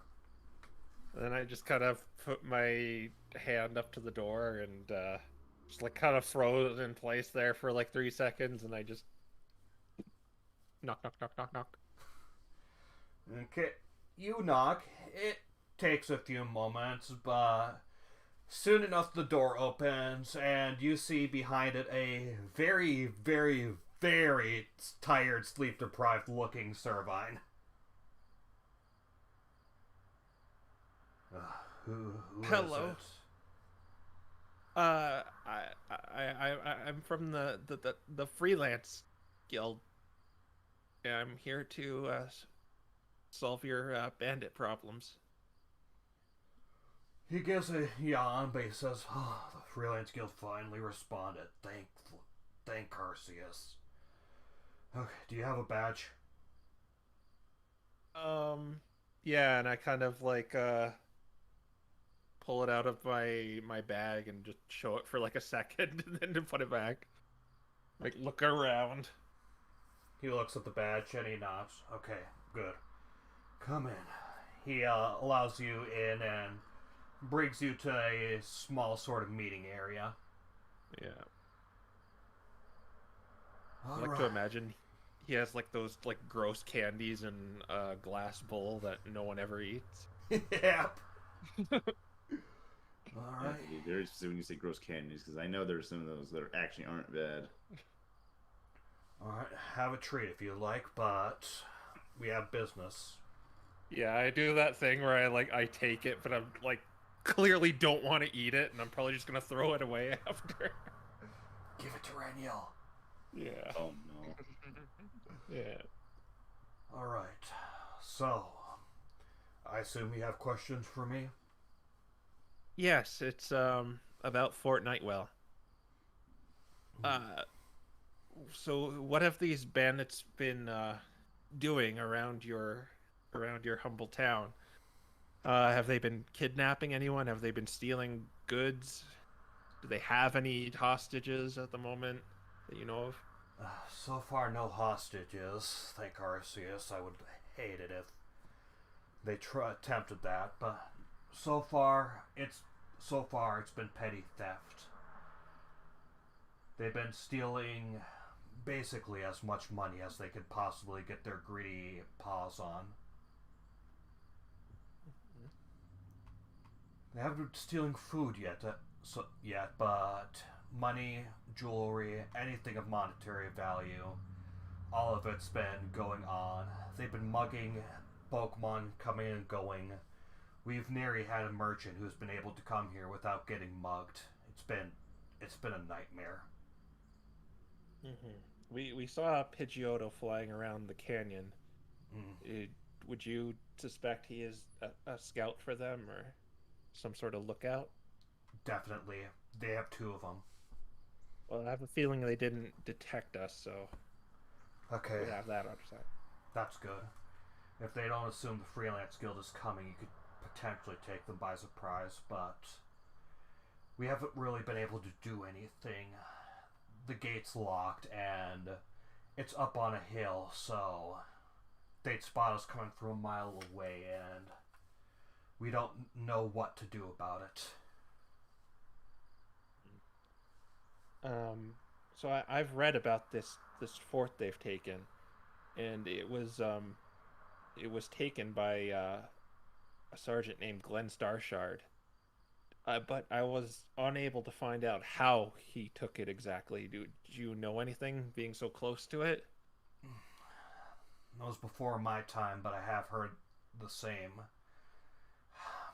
I believe legend goes there was some way he managed to sneak in.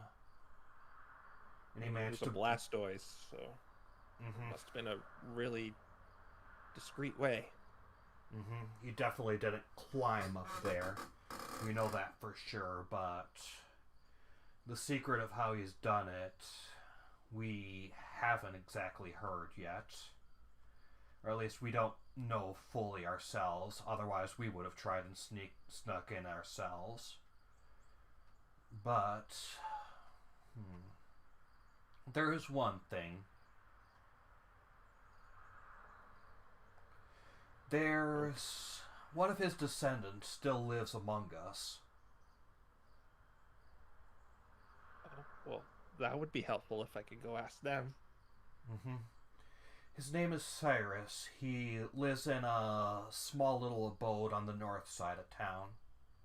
He's a war turtle, so he shouldn't be too difficult to spot. Though, I'll give you a warning if you plan on going. Are you from Caldwell by any chance? I'm from... yes, I'm from Caldwelch. No, you're not. Or I'm from Aaron, sorry. Yeah, you're Aryan. Yeah, Arian. Okay, then you'll probably be fine. This town, it was one of the contested towns constantly during the war, and we do have a few Caldwelchians living with us, but not a lot. And most of the Aryans here, let's just say, we have a bit of a stigma against Caldwelchians. Oh, you know, I was never... I know about that. I know about that stigma, but I was never really into that because I like spending my time inside playing games because, well, once the game ends, the fighting stops. I won't say I like Caldwelchians, but I try and be professional about it. I don't try to be too antagonistic, though I do sometimes worry they might band together and start another war. It hasn't happened yet, and the Freelance Guild itself is probably going to make sure it doesn't, but you always gotta worry about these things. If it does, well, our town's going to be the first to burn again. But This just got like really awkward for Eugene. He's just like kind of sitting there holding his candy. Yeah, I imagine this is very awkward. But he says, anyways, I'm asking because if you or anybody the Freelance Guild happen to send with your Caldwelchian, do not bring them to Cyrus. Okay. He is probably one of the worst when it comes to that stigma in this place. Okay, gotcha. Do you know if these bandits will do any negotiation? They haven't yet. And I don't think they will anytime soon either. They have the high ground, they have managed several successful thefts. I do not believe they will negotiate. If anything, I imagine if you were to try and go up to them, they'd assault you with their full force and try and steal from you as well. And there, during the war, there was a ballista there, and it was destroyed after the war. Do you know if they managed to repair that? They have not. Okay. We are certain on that. The ballista was long since damaged, and none of the bandits, at the very least, seem to be smart enough to be able to repair it. Alright.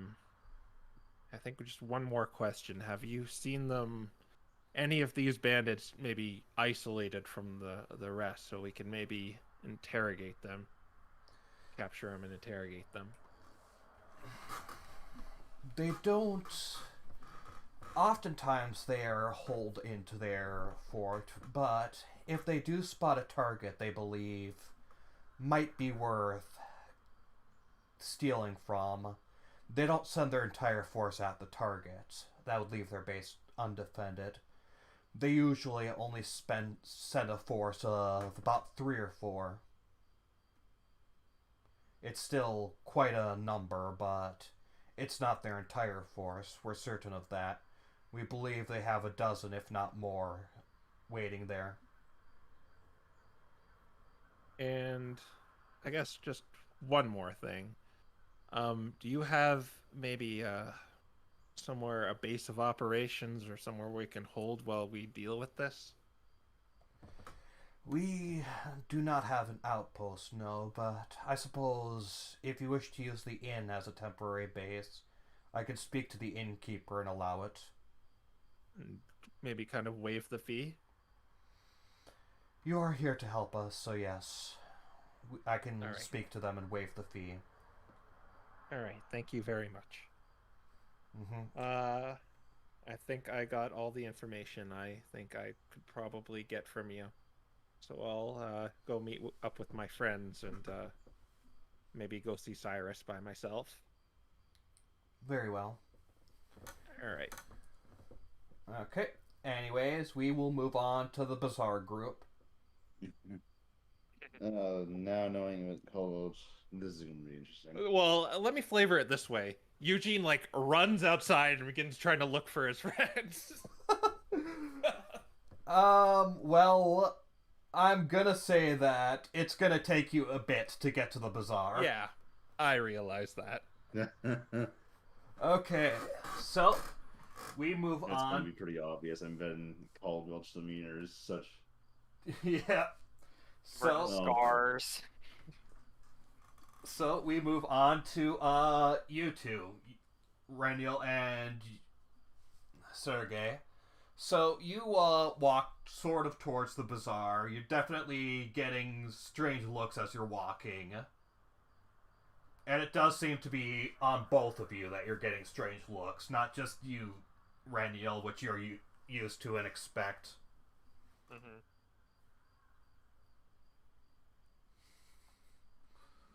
So you're going to continue? Yep. Yep. Okay. You reach the Bazaar. Want to. Just because even Sergey's noticing it, he just half jokingly to Rendell, you're getting more looks than usual here. I could say the same for you. I have not seen other Pokemon look at other Pokemon the same way they look at me before. They're probably just suspicious of people in general, given what's going on. It is certainly possible.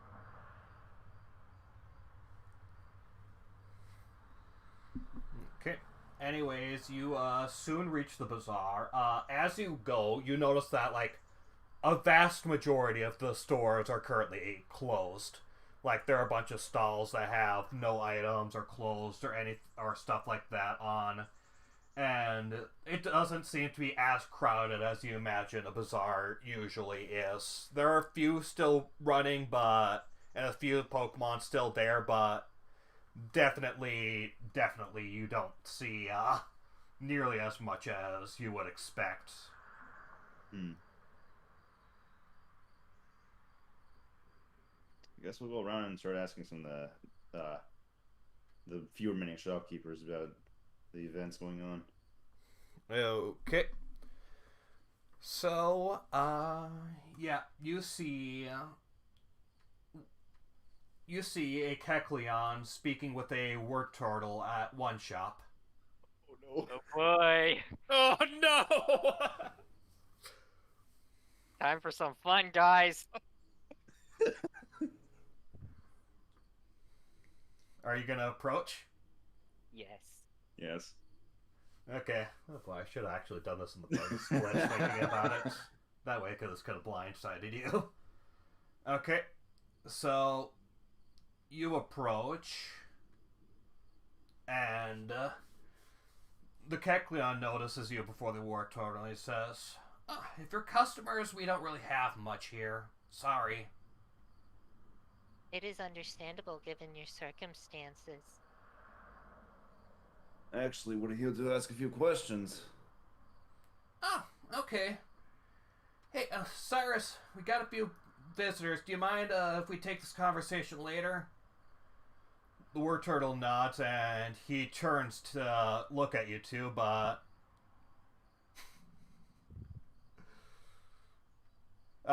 sorry, real. That would be coming from me. Oh right, we can't even hear it. Oh, I'm kind of amazed you can. I didn't notice it peeking up on my mic, but yeah, those cars are for me. Anyways, it's not coming through on Discord, but it would be picking up in the recording. Yeah, that's probably it.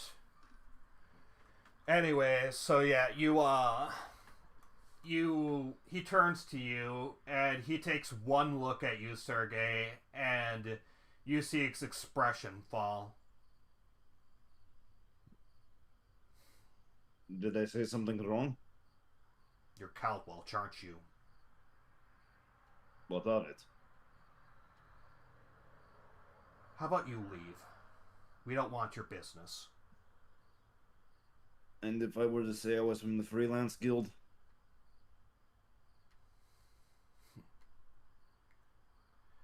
Can't believe the Freelance Guild still supports you people.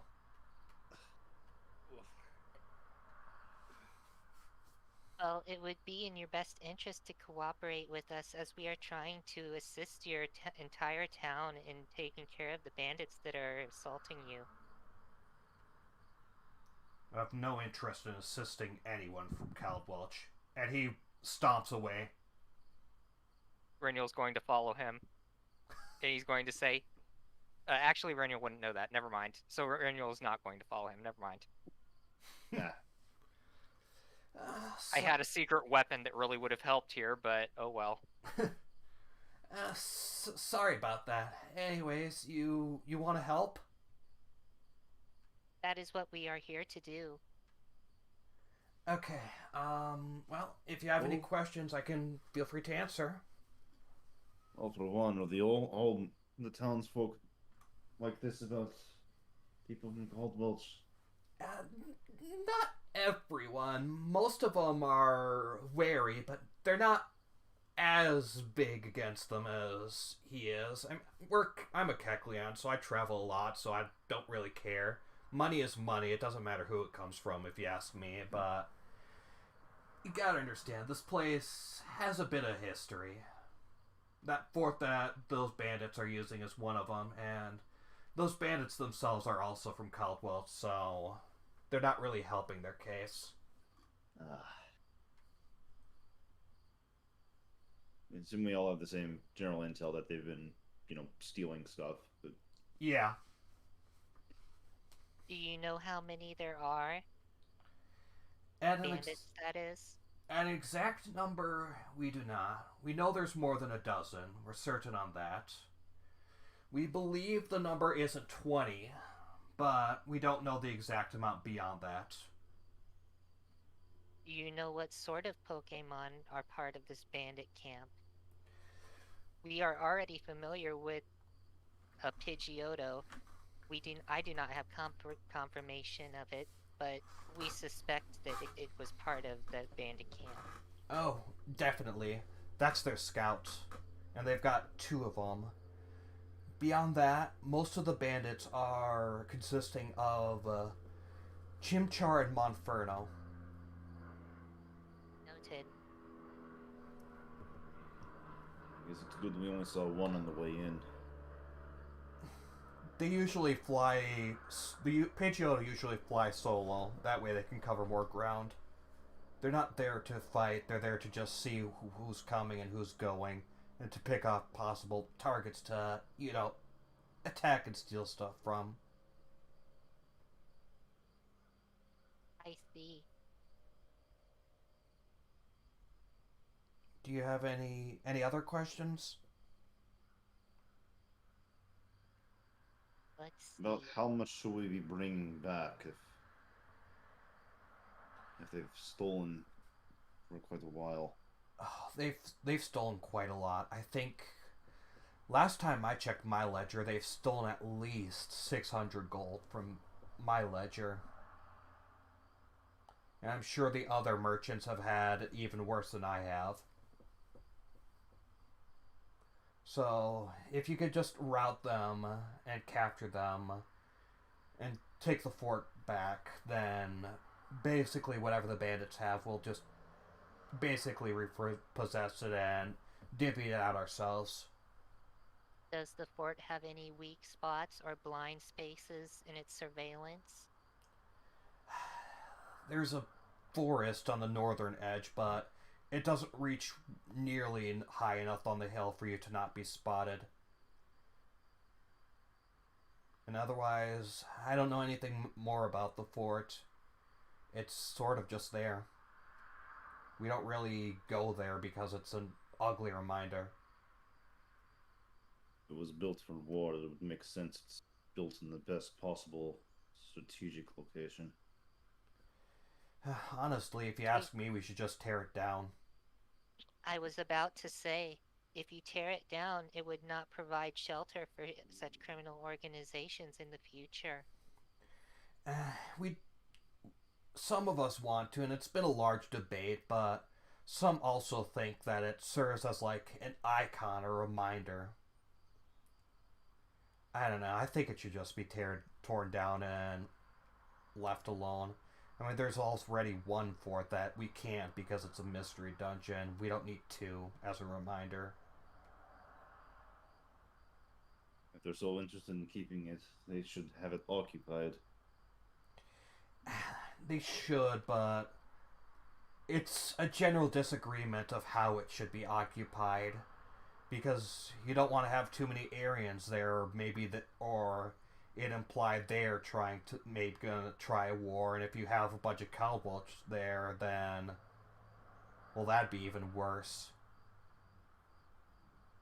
Perhaps you should station some Ledrithians there. Oh, are you from Ledrith? I am. Uh, I am not volunteering, by the way. I wasn't asking. Ledrithians tend to keep to themselves, so unless they have some sort of experiment they want to do up there, I doubt we could keep them there for more than a week or so. Did you say something about a second fort with a mystery dungeon in it? Yeah, that one's not around here, though.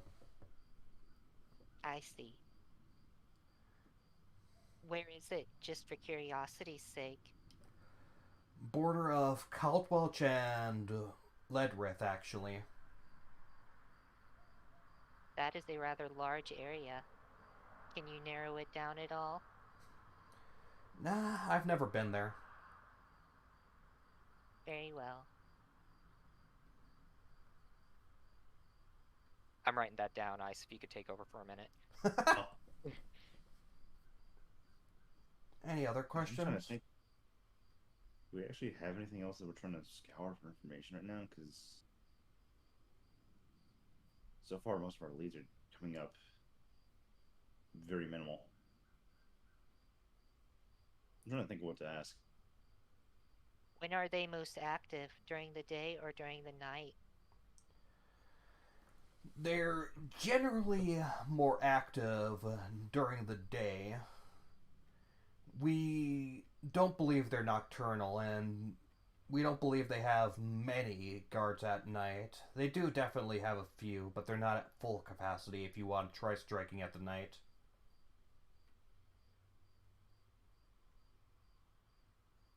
Though, of course, there's always the possibility that if you try and approach, they'll sound an alarm and wake everyone up, so if you want to sneak in, I definitely recommend at the night. Assuming you're able to find a way. It is certainly something to look into. I cannot think of any more questions pertaining to this matter, but I do have one of a more personal nature, if you would not mind assisting me. I can try. I mean, it's not related, but if it helps, I suppose I could try. Briniel takes out the parchment with the ancient written on it, and he says, You would not happen to be able to read this, would you? Let me see. He takes the parchment and looks at it, and I'm gonna do a roll for this. He looks at it, he's like, no, sorry. Ancient was never my thing. Very well, thank you. and he takes back parchment. Okay. Alright. And at this point in time, Eugene, you see Eugene sort of rushing towards you. Oh, there you are. You look frantic. Yeah, you guys might want to, do a little bit of a white lie and say you're from Arian. Oh, we are familiar that this town has a bias against Caldwelchians. Little Oh, late on that. you don't know the half of it. I believe we do. There was a rather rude war turtle who gave, hang on, Sergei some rather ill-suited behavior on his part. That's when my like face goes a little bit pale. uh, okay, I okay. assume you are familiar with him. Yes, okay. Okay, guess I'm gonna have to. Ugh, you're gonna see me working with you. Okay. It's okay. Man, I already didn't want to talk to him. Now I've got to like talk to him on hard mode. Oh, I don't believe there should be any problems. What exactly do we need to speak with him about? Well, his one of his ancestors was actually the one who took that fort. Not documented how he took that fort, but he might know. By the way, do you know who Reniel, do you know who Kortha is? It certainly rings a bell for me. I believe I have heard my father mention her before. Apparently she was part of that plan. Do you maybe know anything about her helping someone named Glenn Starshard? I am not familiar with that name. No. Okay. Well, I guess I gotta go talk to him. Maybe try to be just a little more discreet of where you're from. Me It- or I mean, at least Sergey. I didn't even say anything. He just immediately knew. Well, you could lie. it is a bit too late for that. Well, I mean, anyone else you might encounter. No offense, but it's sort of the scars and that eye patch. This is the Caglion. Oh. Like, no offense, but typically that suggests that you're like some sort of gladiator, get a bunch of fights, and that's almost always something Caldwelchians do. No offense. Untaken, you're not exactly wrong.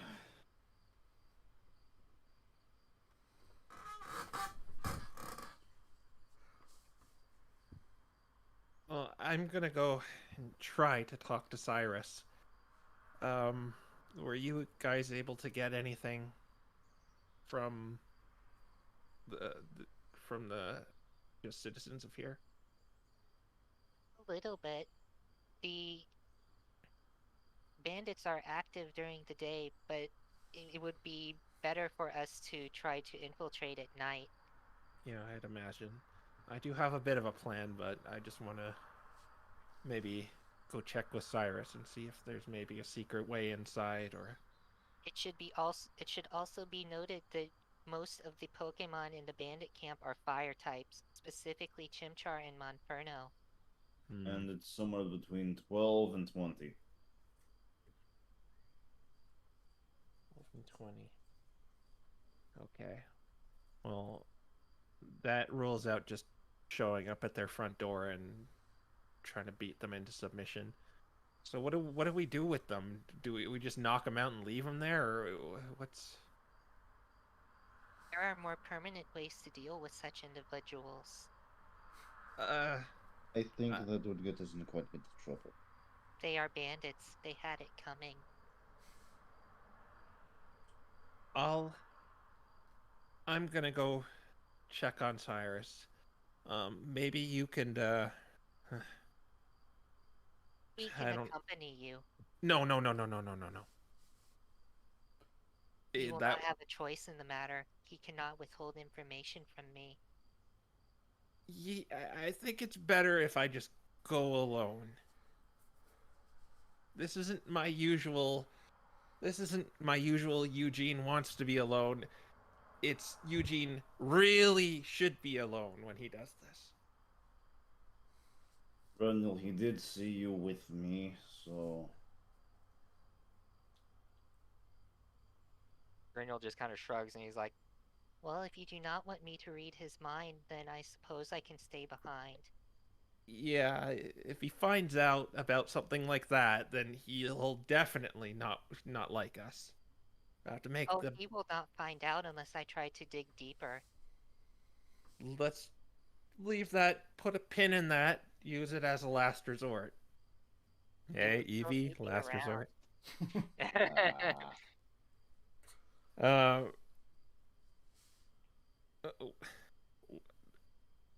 Uh, I think it's good if I'll play up his ancestor, um, war hero, and I just want him to see me in the best possible light. Very well, but I insist that I must be in the vicinity, whether concealed or not. Okay, well, he's gonna see me working with you at some point too. Just try not to ruin this for me. Do not worry. All I right. assume I should just wait around at the inn. What was that? I assume I should just wait around at the inn.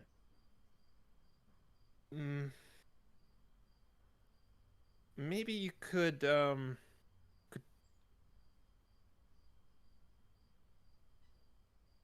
No, I won't. I won't want you to go out and look at their base. yeah, bad idea. Yeah, Absolutely horrible idea. yeah. Maybe Yes, let's. let's send the paladin with With a negative stealth modifier. Yeah. Oh, are they recruiting? Do you know if they've recruited anyone in your town? I turned to the Kekleon. Not that I've heard of, but nobody would admit it if it did happen. Well, I mean, has anyone maybe like, moved out of the town abruptly? Oh, I just no. got ideas. Yeah, Oh, I I just know. got ideas. Hold up. I just got ideas. They're from okay. So there's a few things going on in my head that actually just that alone.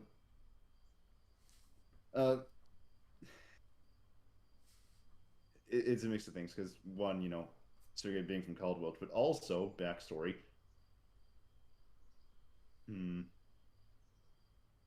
You got me thinking of an idea.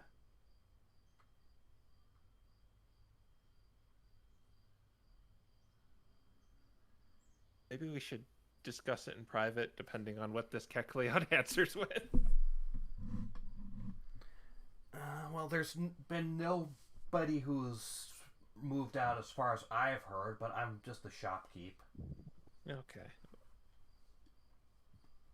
My regulars, or at least my regulars who are willing to come despite everything, are still here.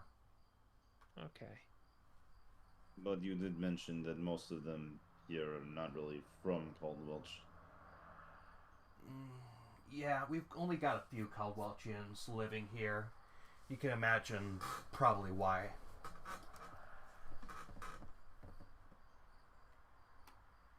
Given your friend's wonderful hospitality towards them,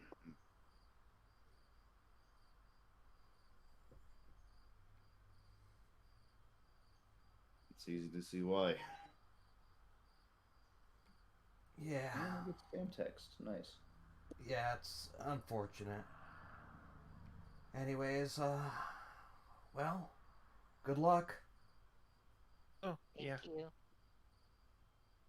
And then we'll kind of like walk a little ways away. And what was your plan here? Directed at Sergey. Right. Well, let's see. He mentioned the scars having the look of being from Caldwell. These bandits from being from Caldwell. Maybe the idea of showing up as a recruit wouldn't be that bad. Or in my case, I might have a little bit of a story I could weave. Well, if you're gonna go do that, I hand him like that. I hand him the rest of my gold,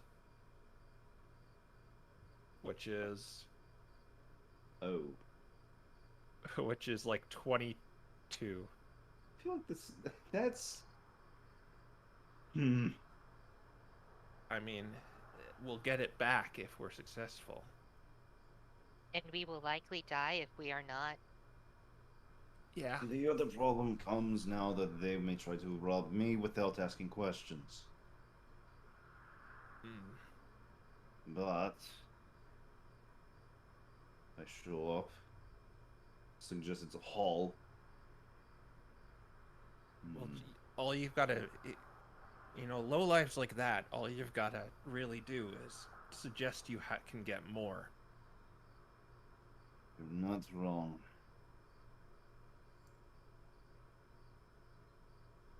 Especially if there's a way of saying where.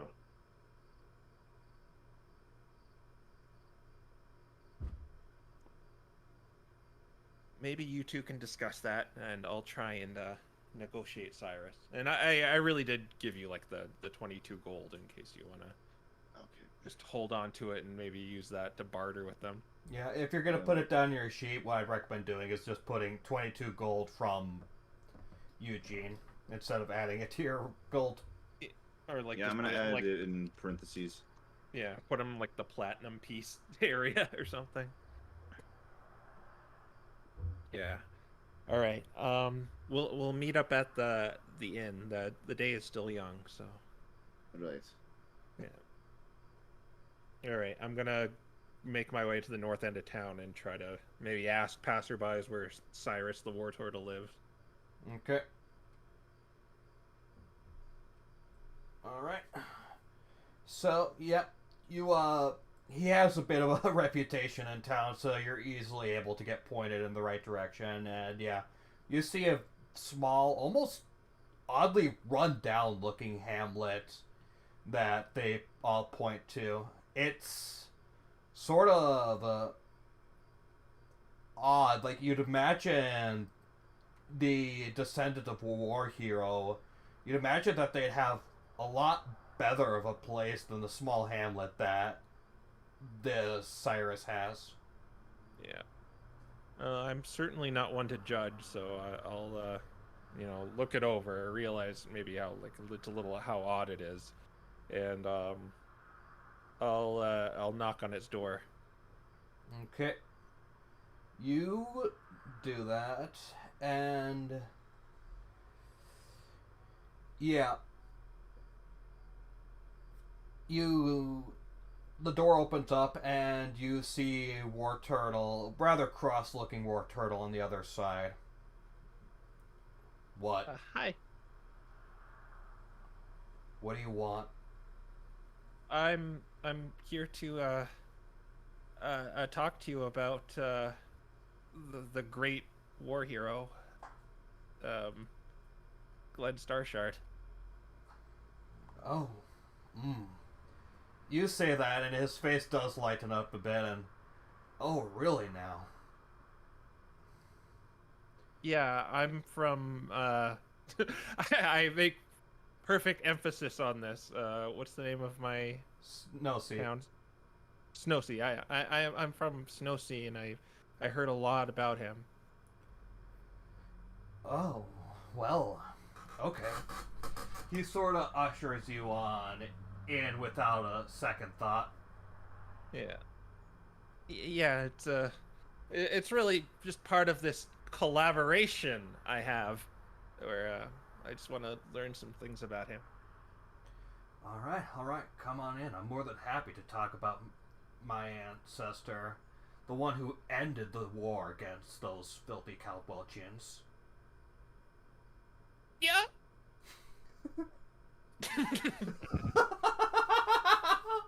Oh, this is fun. Oh, no. So, yeah, he brings you on into this rather battered sort of looking living room. It's got a fireplace and a bookshelf, but otherwise it's very small. Yeah, he doesn't have, maybe a wife or anything? No. No, he lives alone? Okay.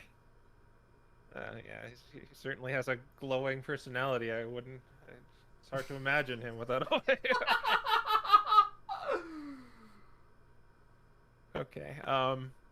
Yeah, all I got was a few notes from this book I read, and it says he captured a fort, but it doesn't say how he captured that fort. Yep. Yep. Was the defining moment that ended the war. My ancestor managed to basically make it so that the peace you guys know now happened. Yeah, it's amazing for such a Pokemon as big as a Blastoise. How do you know how he managed to do something like that? It's really impressive, and I really want to know how. It's it's this family secret.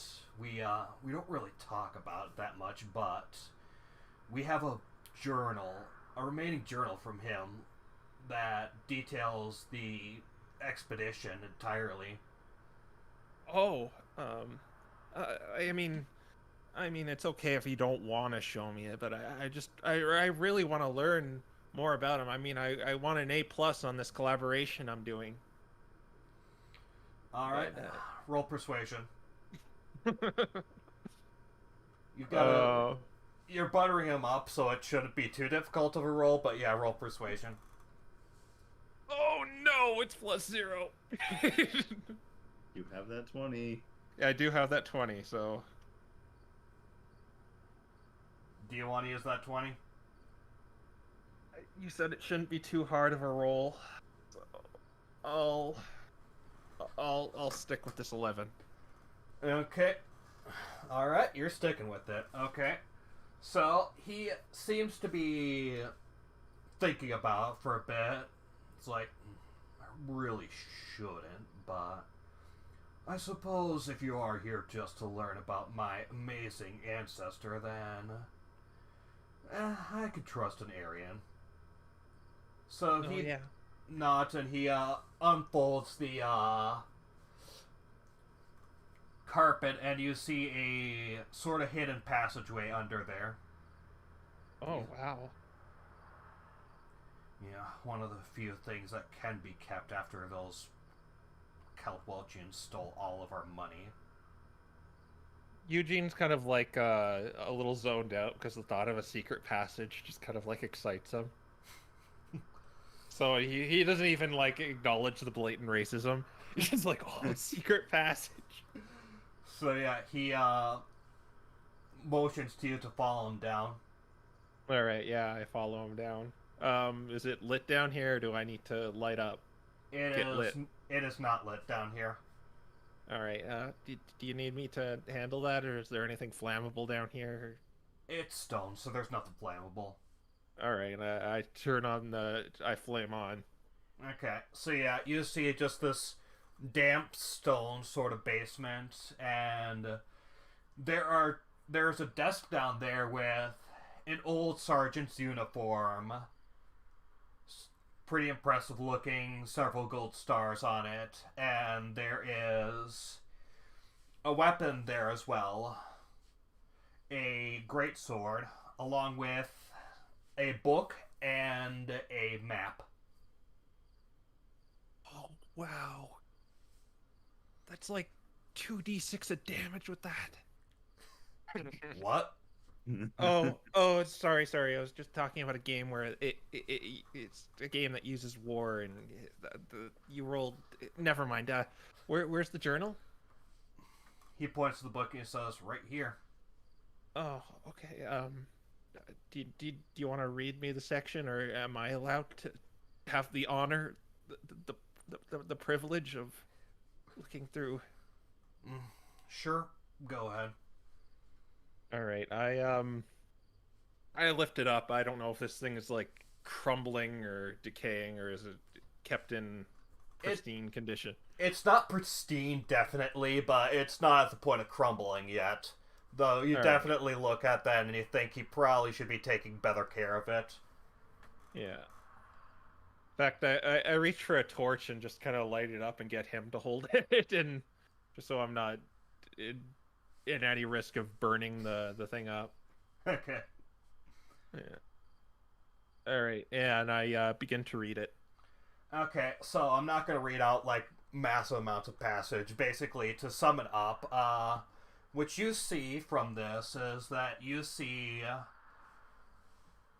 that the way they managed to do it is that a passageway was created into the fort itself. So basically, with both Glenn and his helper, who, surprisingly enough, you don't see it actually being named in here, but you do see that Glenn and his helper, they made a passage near the forest so that it wouldn't be seen. And there was this large digging undertaking in order to create the secret passage from the forest into below the fort. And then there's a ladder up from the fort into the storage room of the fort itself. It's a large passageway that was able to fit an entire army, though they were only able to enter one by one into the fort itself. Does it detail, like, where exactly this passageway is? It does, yep. So Right. you have a diagram of where in the forest it is, so you'd be able to open up the passageway yourself. I could probably, like, match it up with my map afterwards. Mm-hmm. All right. And yeah, you And are also given a diagram of what the fort looks like. Oh, cool. So I will put that in the important documents right here. Here we are.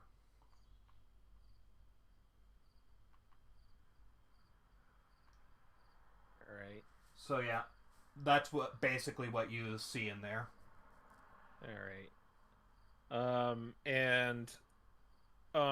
That's kind of mainly what I was looking for. Does just anything else catch my eye while going through this journal that would maybe relate to me, myself, or this mission we are undertaking? Nothing much other than you do notice that it was stated that the crossbows themselves were destroyed in the war itself. And they were deemed to be unrepairable by the team scientist, who you imagine to be Corinthia. I'm just gonna, like, go, wow. I mean, I don't know what to say. I'm just dumbfounded of the honor it is to stand in the presence of a war hero a descendant of a war hero. Mm-hmm. He was amazing. Mm-hmm. It's too bad that fort had to be taken over after he tried so hard to take it. Hope the Freelance Guild sends some competent people to actually come here and take it back for us. Oh, yeah.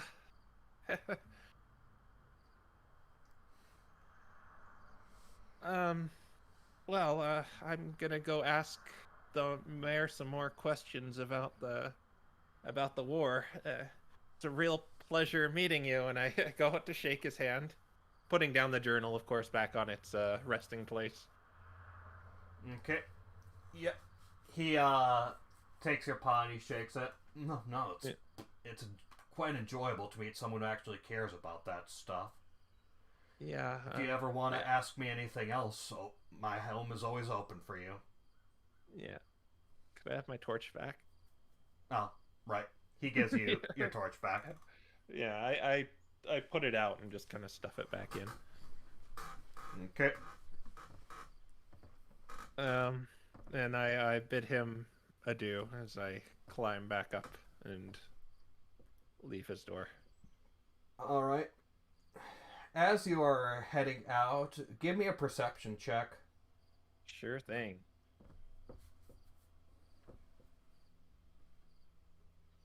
There we go. Okay. You notice, as you're passing through the library, you notice that there seems to be a financial report in his sort of library. Is it within an eye shoot, or like would Yeah. you mind if? Okay. It seems to be open as well. And you notice on that there appears to be a number of dealings where you notice that it seems to be his, not Glenn himself, but his descendants seem to have had a history of basically overcharging food specifically to Calvolchians. Oh. Well, I'm sort of not surprised, but yeah, I very obviously don't like this guy, so, but I don't, at the same time, I don't want to offend him while I'm in town, so I'll just kind of like look at that and realize I'm hanging out with Caldwell-Chins and what he may do to me if I if he sees this. Mm-hmm. And I say again, it was nice meeting you, Mr. Cyrus. Nice meeting you too. Come back anytime. Yeah, the name's John. Roll deception. Oh my gosh, okay. Oh, Yeah. I only have proficiency in it when I'm playing a game, so it's only +2 right now. Yep. John Jean. Are you going to dice that, or... No. Okay. So, you, say that, and he looks at you, and he's like...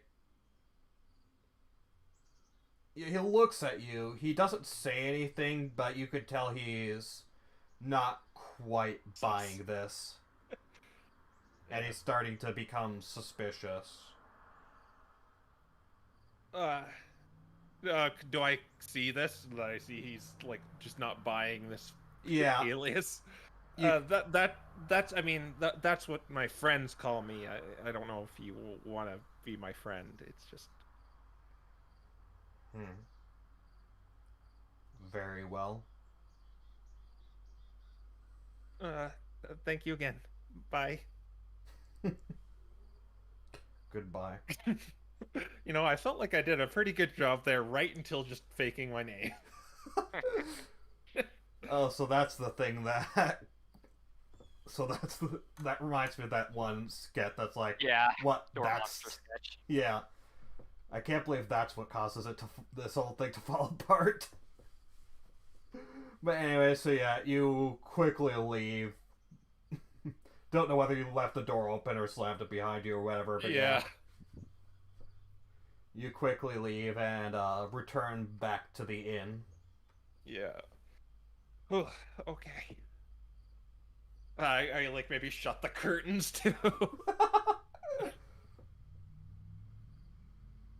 And I like to imagine he goes into the room and shuts the curtains, and Renyl's like on the other side of the room where he couldn't see him. And he turns around and Renyl's just standing there in the dark now. So yeah, you see... He's not even scared of Renyl. He's like, okay, yeah, new plan. We have to, not let anyone know we're here, and you have to call me John now. Renyl tilts his head slightly. Is there any particular reason for that?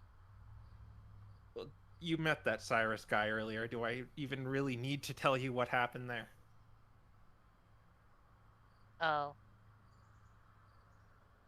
So you tried to tell him your name is John. Interesting. Speaking of names, I did some thinking, and I do now recall this Koritha individual. She is my ancestor, specifically my great-great-great-grandmother. Do you know how she apparently was a collaboration with that guy's ancestor? Do you know how she managed, what she did involving that fort? I found out there's a passageway, but... I do not, but if I had to guess, she was part of the scientific team. Yeah, I know that part. I likely cannot provide you with any extra information. I will think on it more, though. Mhm. That would be helpful. So, I think DM, do I get to make like a history check or something? I'll have it be done off screen since we're probably Okay. not going to have you guys go much further beyond this. Okay. Okay, so I got somewhat of a plan. Okay, we know those Pidgeotos are part of their posse.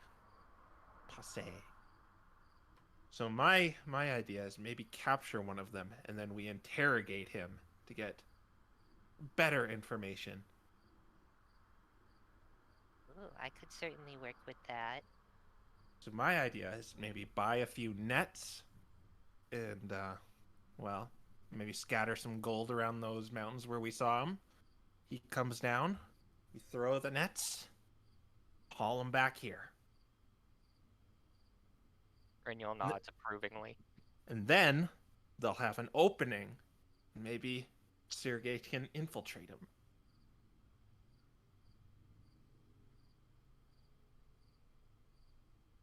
Hasn't he been? I'm trying to think. You already handed him the gold, Yes, Yeah. I did. which means Oh, you actually went to there? I don't know if that's the case or not. I assumed that was what's going on. Oh, Oh, I thought you were. I thought you were planning. You were going to plan and then go there. So are you in the inn or are you headed towards the fort? I guess this is a you thing to decide.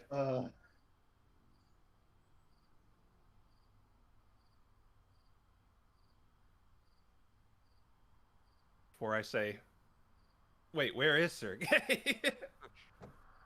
He already went to the fort. No, I'm kidding. No, he did not. Okay, so are you going to be in the end then?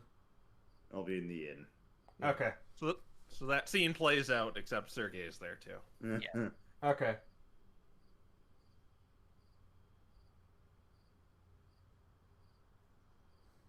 And there's still a lot of day left, right? Yeah. Right now it's probably mid-afternoon. All right. I think we should go capture that Pidgeotto today. I agree with this. Yeah. So let's go get some nets. Use some of that treasure gold we got to maybe scatter around that cliffside. And we can maybe spring a trap on him.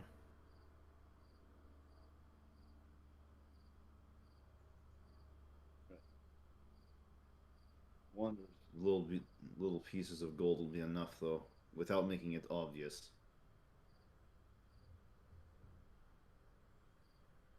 What we do is we just scatter it haphazardly in one area, and he should just come down and collect it. You've seen that sometimes when you've just seen a few coins just sprawled out on the ground, and you stop in your tracks to go pick them up. We will have to hope that someone else does not pick them up. Well, we'll be watching. That's...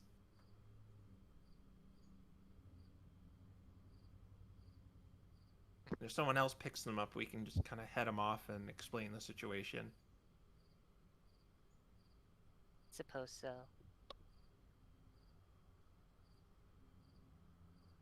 Guess we go ahead and get those nets now. Yes. Yeah, we'll buy the nets. I don't know if we're stopping now or what, but... I was just about to say.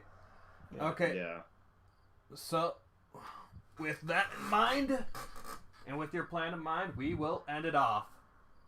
All right. Could we buy the nets now, or is that just like a later thing? We'll do it off screen.